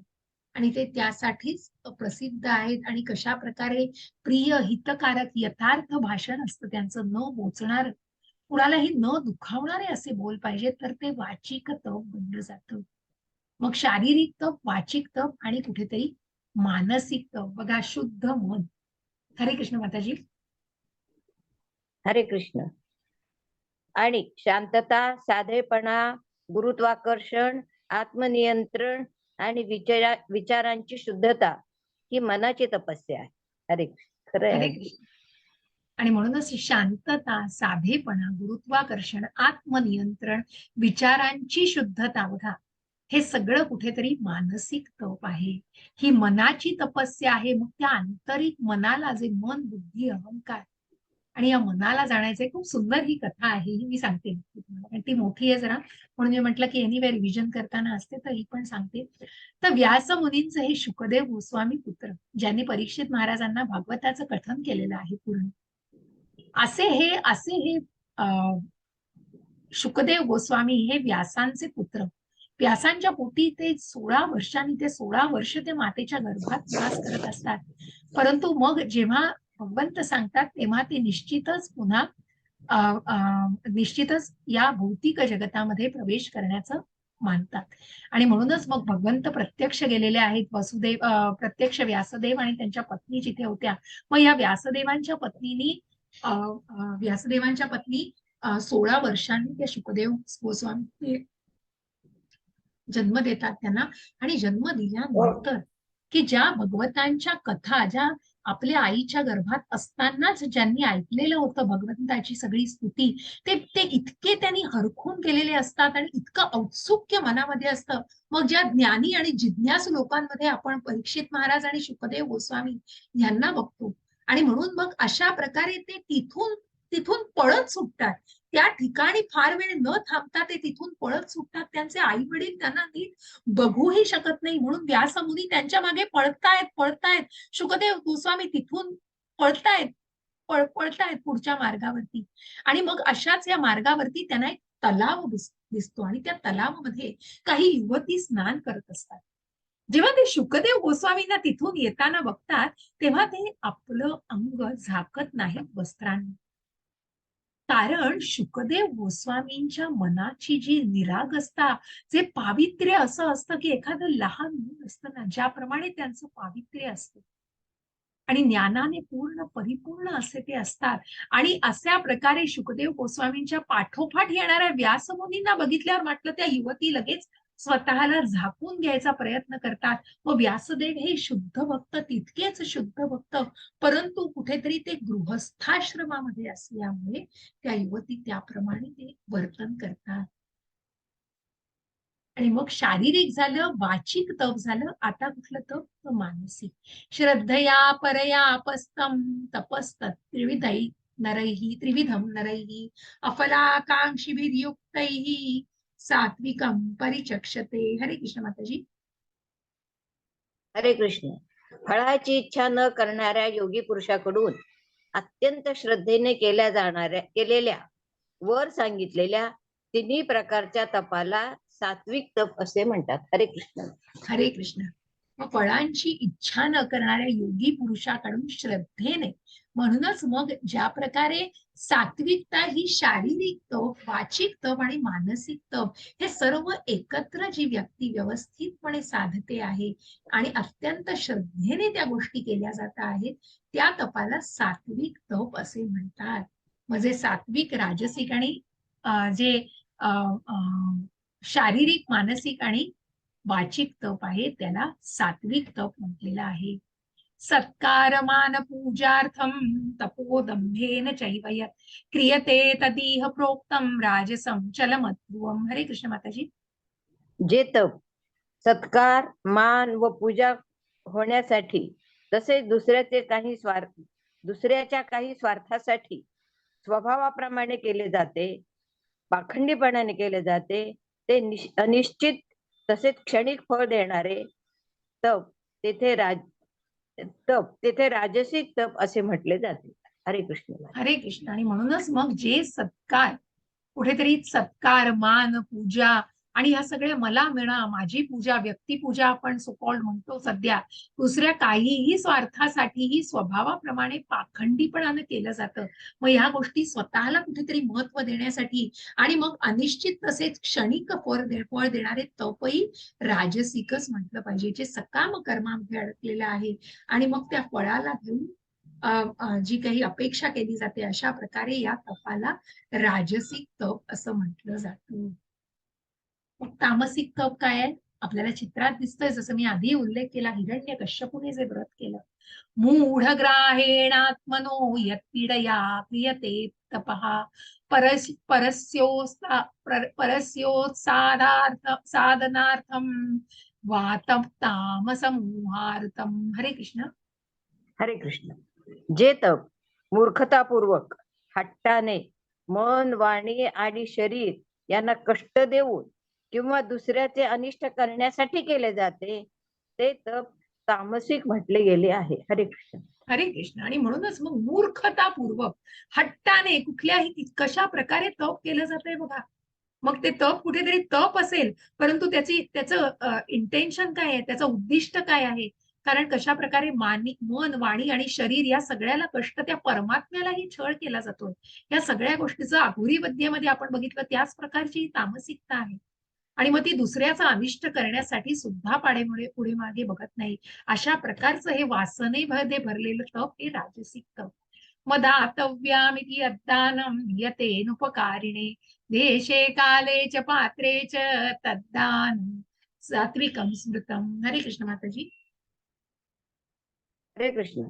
कर्तव्यपोटी कर्तव्याची अपेक्षा न ठेवता योग्य वेळी आणि स्थळी आणि योग्य व्यक्तीला दिलेले दान हे सात्विक समजले जाते. हरे कृष्ण माता. हरे कृष्ण. मग जसं आपण यज्ञ बघितलं, तप बघितलं, आता आपण दान बघणार आहोत.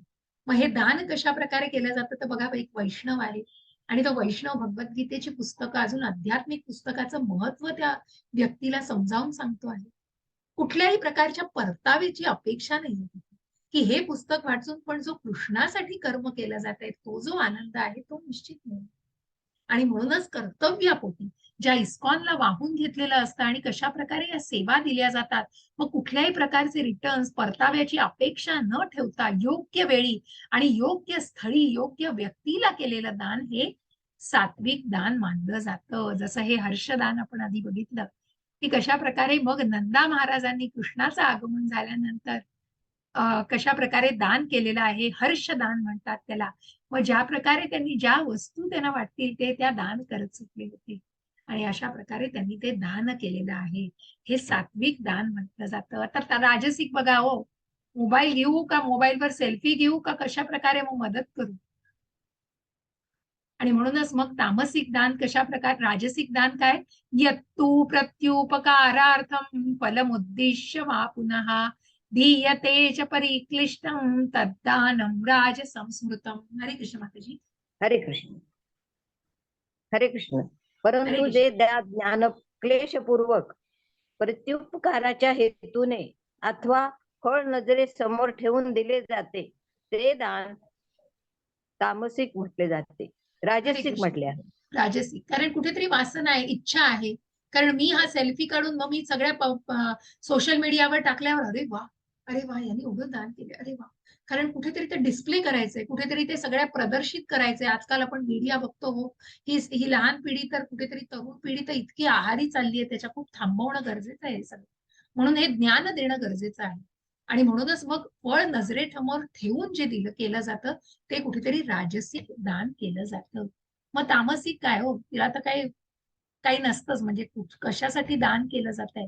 आदेश काले यज्ञानम पात्रेभ्यश्च दीयते असकृतमत अज्ञातम तत्ताम समुदारुतम. हरे कृष्ण माताजी. कृष्ण. अपवित्र ठिकाणी, अयोग्य वेळी, अयोग्य व्यक्तीकडे किंवा योग्य लक्ष आणि आदर न देता केलेले दान हे अज्ञानतेचे दान आहे. राजसिक असे कुठेतरी म्हटले. तामसिक दान आहे ते. कारण ते अपवित्र बघा, कुठेतरी वीड म्हणजे ज्या ड्रग्ससाठी आणि ज्या हे अंमली पदार्थ सगळे केले जातात याच्यासाठी दान जे करतात, किंवा सट्टा, ज्याच्यानंतर बार आहे, जे काही मद्यपानासाठी जे दुकानं उभा, या सगळ्यावरती जे कॉन्ट्रीब्युट केलं जातं, जे काही तुमचा त्याच्या ठिकाणी दान केलं जातं ते अत्यंत अयोग्य आहे. अयोग्य व्यक्तीला अयोग्य वेळी अयोग्य ठिकाणी केलेलं दान आहे. आणि मग हे दान हे अज्ञानतेचं, तामसिकतेचं आहे. परंतु भगवंत सांगतायत. हरे कृष्ण माताजी. सृष्टीच्या एक 10 मिनिटात संपेल प्रारंभापासून अध्याय. आता 5 पर्यंत आपलं नक्की संपेल. हो हरे कृष्ण. सृष्टीच्या प्रारंभापासून परम परम सत्य दर्शवण्यासाठी फार बारीक आले. परम सत्य दर्शनासाठी ओम तत्सत हे 3 शब्द वापरले जातात. प्रतिकात्मक रूप अर्धवटच आले मग. ठीक आहे. हे 3 प्रतिकात्मक निरूपण ब्राह्मणांनी वेदांच्या स्तोत्रांचा जप करताना आणि परमात्म्याच्या समाधानासाठी यज्ञ करताना वापरले होते. जे ब्राह्मण बघा म्हणून ओम तत्सत. आता आपण बघितलं की सात्विक, राजसिक आणि तामसिक या प्रकारचे यज्ञ, दान आणि तप आपण बघितलं. मग जे यज्ञ केले जातात कुठेतरी सात्विकतेमध्ये यज्ञ केले जातात, पण फळांना बाजूला ठेवून केले जातात, तरी त्या यज्ञांना मग पूर्णपणे शास्त्रांची माहिती घेऊनच मग सात्विकता कुठेतरी खूप जवळ आहे निष्काम कर्माच्या, अकर्माच्या. फक्त त्याला अजून कुठेतरी गुणातीत जायचंय, कुठेतरी अजून भगवंतांना जाणायचंय.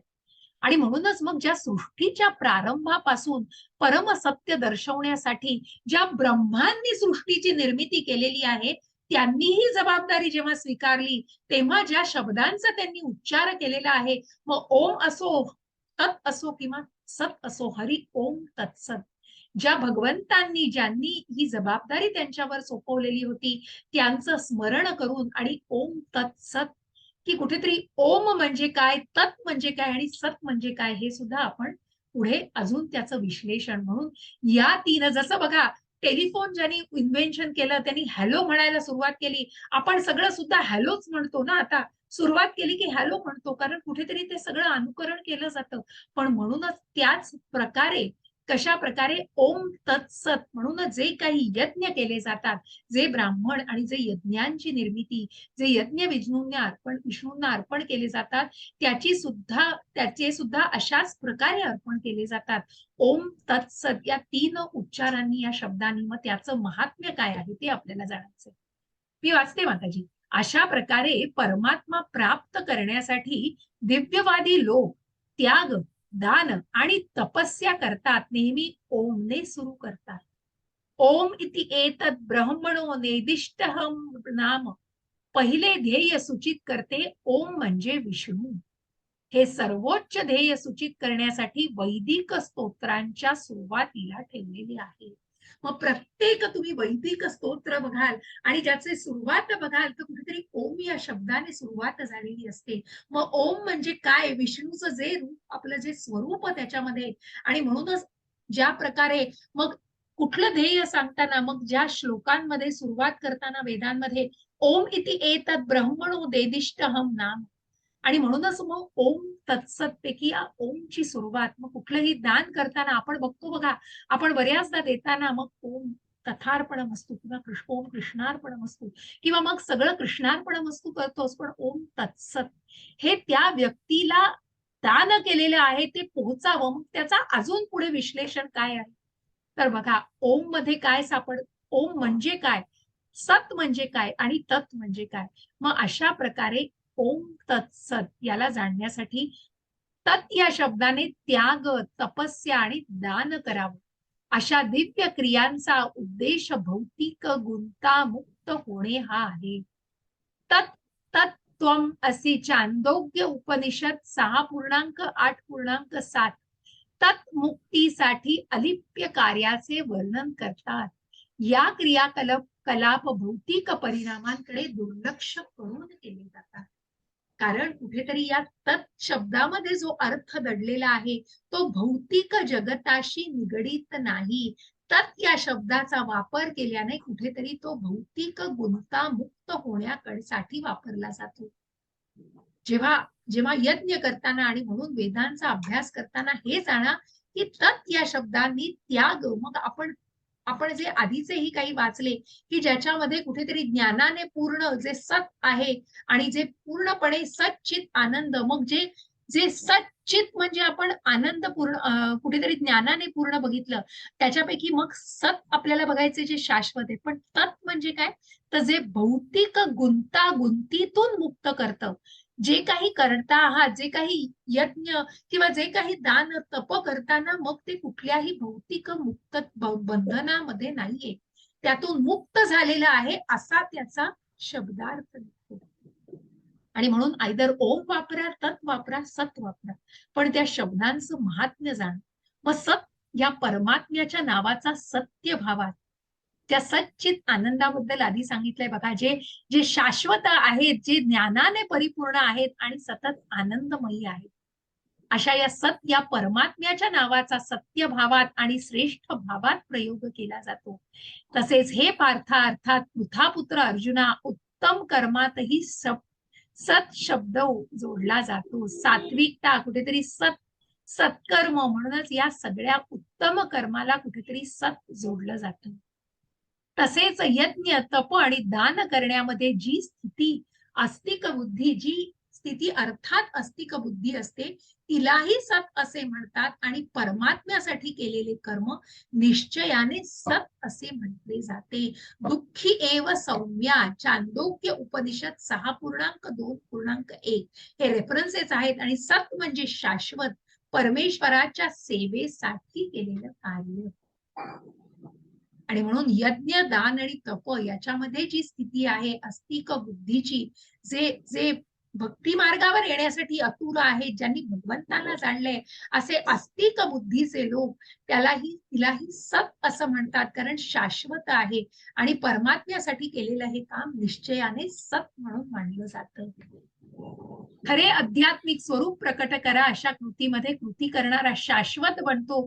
क्रियाकलाप शाश्वत असतात आणि क्रियाकलापांचे फायदेही शाश्वत असतात, मूळ असतात. आणि अशा या गोष्टीतून आपण जाण्याचा प्रयत्न करूया की कशा प्रकारे हे शाश्वततेकडे आणि परिपूर्णतेकडे वळलेलं असं यज्ञ, दान आणि तप जरी केलं आहे तरी ते परिपूर्ण असं आहे, जे भगवंतांनी त्या माध्यमातून आणि फरकातून आपल्याला दर्शवलेलं आहे.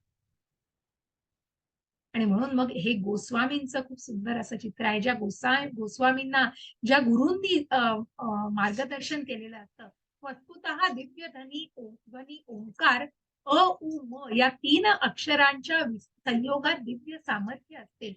आणि जो ओंकाराचा जप करतो त्याला लवकरात लवकरच ओंकार आणि भगवान विष्णूचं वेगवेगळे रूप नाही आहेत याची जाणीव होते. मग जे काही त्या मूर्तीमध्ये बघितलं जातं त्याच्यामध्येच भगवंतांना बघितलं जातं. कारण इतकी कुठेतरी उच्च पातळी, कुठेतरी त्या पुढच्या पातळीवरती स्वतःला मार्गस्थ केलेलं असतं.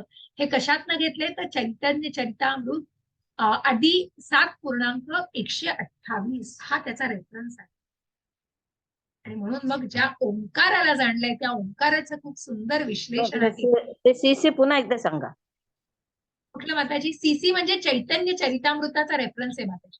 हा, आदि लीलामृत, चैतन्य चरितामृत, आदि लीलामृत 7.128. म्हणजे आदि अंत आणि अध्यायात मध्य. आदि अंत आदि मध्य अंत आहे. त्याच्यापैकी आदीपैकी 7व्या अध्यायातील 128. अकारेंचते कृष्ण सर्व लौकिक नायक, उकारेंचते राधा मम करो जीव वाचकः. अकारेंचते कृष्ण, अक्षर अ हे अक्षर बघा, अ हे अक्षर कृष्णाला सूचित करतंय बरं का. हे कशा प्रकारे ओंकाराचं उदाहरण आहे आणि त्याच्यापैकी अ हे ब्रह्माला, प्रत्यक्ष भगवंतांना सूचित करतंय. जो सर्व लौकिक नायक आहे, सर्व लोक महेश्वरम आहे, सर्व जीव आणि ग्रह भौतिक आणि आध्यात्मिक यांचा स्वामी आहे. आणि अशा प्रकारे या भौतिक आणि आध्यात्मिक यांचा स्वामी व ज्या परा आणि अपरा शक्तीचा स्वामी, ज्यांचे सर्वोच्च नियंत्रक असे भगवंत आहेत. आणि उ म्हणजे प्रत्यक्ष राधाराणी, जी त्यांची आंतरिक शक्ती आहे. आणि म म्हणजे मकार, जे प्रत्यक्ष जीव आहे. अशा प्रकारे जीव आणि भगवंत त्यांची आंतरिक शक्ती यांचा सुंदर अशी संलग्नता याच्यात आपल्याला दिसते. आणि कशा प्रकारे ओंकारामध्येच मग अशा व्यक्ती आहेत त्या अ आणि ओंकार याच्यामध्ये वेगळं स्वरूप जाणवत नाहीत आणि त्या ओम मध्येच त्यांनी विष्णूला जाणलेलं असतं. आणि अशा प्रकारे असे जीव आणि ग्रह भौतिक आणि आध्यात्मिक या जगताच्या स्वामीला, या परम स्वामीला अशा प्रकारे कृष्ण, राधा आणि त्या आध्यात्मिक अशा जीवाची संलग्नता दाखवलेली आहे. हे पार्था अर्थात पृथापुत्र अर्जुना, श्रद्धे शिवाय केलेले हवन दिलेले दान, केलेले तप, जे काही केलेले शुभ कार्य असेल ते सर्व असत म्हटले जाते. त्यामुळे ना इहलोकात फलदायी होत ना परलोकात. कारण ही जी श्रद्धा आहे, ही जी पूजा अर्चा आहे, ही कुठेतरी श्रद्धेशिवाय केली गेली. दिलेलं दान आणि तप जे काही शुभ कार्य असेल ते सर्व त्यांना जर ते विना केलं गेलं, जिथे कुठेतरी श्रद्धेचा भाग नाहीये, जिथे कुठेतरी शास्त्राला आधारित नाहीये, मग त्या श्रद्धा कुठेतरी शास्त्र विरहित आणि त्यांना कुठेतरी फलदायी अशा कर्मामध्ये अडकलेले म्हणतात. आणि अशा प्रकारे ही असत आहे. कारण हे शास्त्राशिवाय श्रद्धेशिवाय केलेलं हवन किंवा दान किंवा तप आहे. ज्या 3 गोष्टींना आपण जाणतो. म्हणून ही श्रद्धा मी प्रत्येक पहिल्या दिवसापासून सांगते, की नंतर कदाचित उल्लेख सुरू केला असेल, पण ही जी श्रद्धा आहे, या श्रद्धात्रय विभाग योगात आपण जाणलं, पण ही श्रद्धा भक्तीचा पहिला टप्पा आहे. आणि म्हणूनच ती श्रद्धावान आणि म्हणूनच आपण हा जो काही 18 दिवसांचा तुम्ही कोर्स करता आहात, हा श्रद्धावान आहे. कुठेतरी भगवंतांविषयी श्रद्धा मानली तर पुढच्या टप्प्यामध्ये निश्चितच ते इहलोकामध्ये सुद्धा कुठेतरी फलदायी होतं. मग जसं आधी सांगितलं, की त्या फळांपासून कोणीही वंचित राहत नाही. जेव्हा ते एक बंधन म्हणून केलं जात नाही, तेव्हा ते कृष्णाला अर्पण केलं जातं, तेव्हा ते निश्चितच त्या बंधनातून मुक्त असतं. इति सप्तदशोध्याय समाप्त. हा एक्झॅक्ट 5 ला आपला अध्याय, 1 मिनिट आहेच अजून, असा अध्याय संपलाय. म्हणून इच्छा होती, कारण तसा वेळ होता अर्धा, जवळजवळ 17व्याला थोडा वेळ लागतो. 16वा अध्याय हा वेळेत संपलेला आहे थोडा आधीच. म्हणून इति सप्तदशोध्याय समाप्त. हा थोडी घाई वाटली असेल, उद्या मी परत थोडा उल्लेख करीन. मला नाही वाटत आहे, कारण नाही बरंच आपण नाही सगळं काही काही नाही, सगळं नाहीच व्यवस्थित ना, झालं. सगळं विस्तारित व्यवस्थित सांगितलेलं आहे. हो, हरकत नाही. अगदी धन्यवाद. व्यवस्थित. धन्यवाद. हे आधीचे काही नोटीस आहेत, या आधीचे आहेत. मी शेअरिंग थांबवते, रेकॉर्डिंग थांबवते. दोन्ही अध्यायावरचे काही प्रश्न असतील तर आपण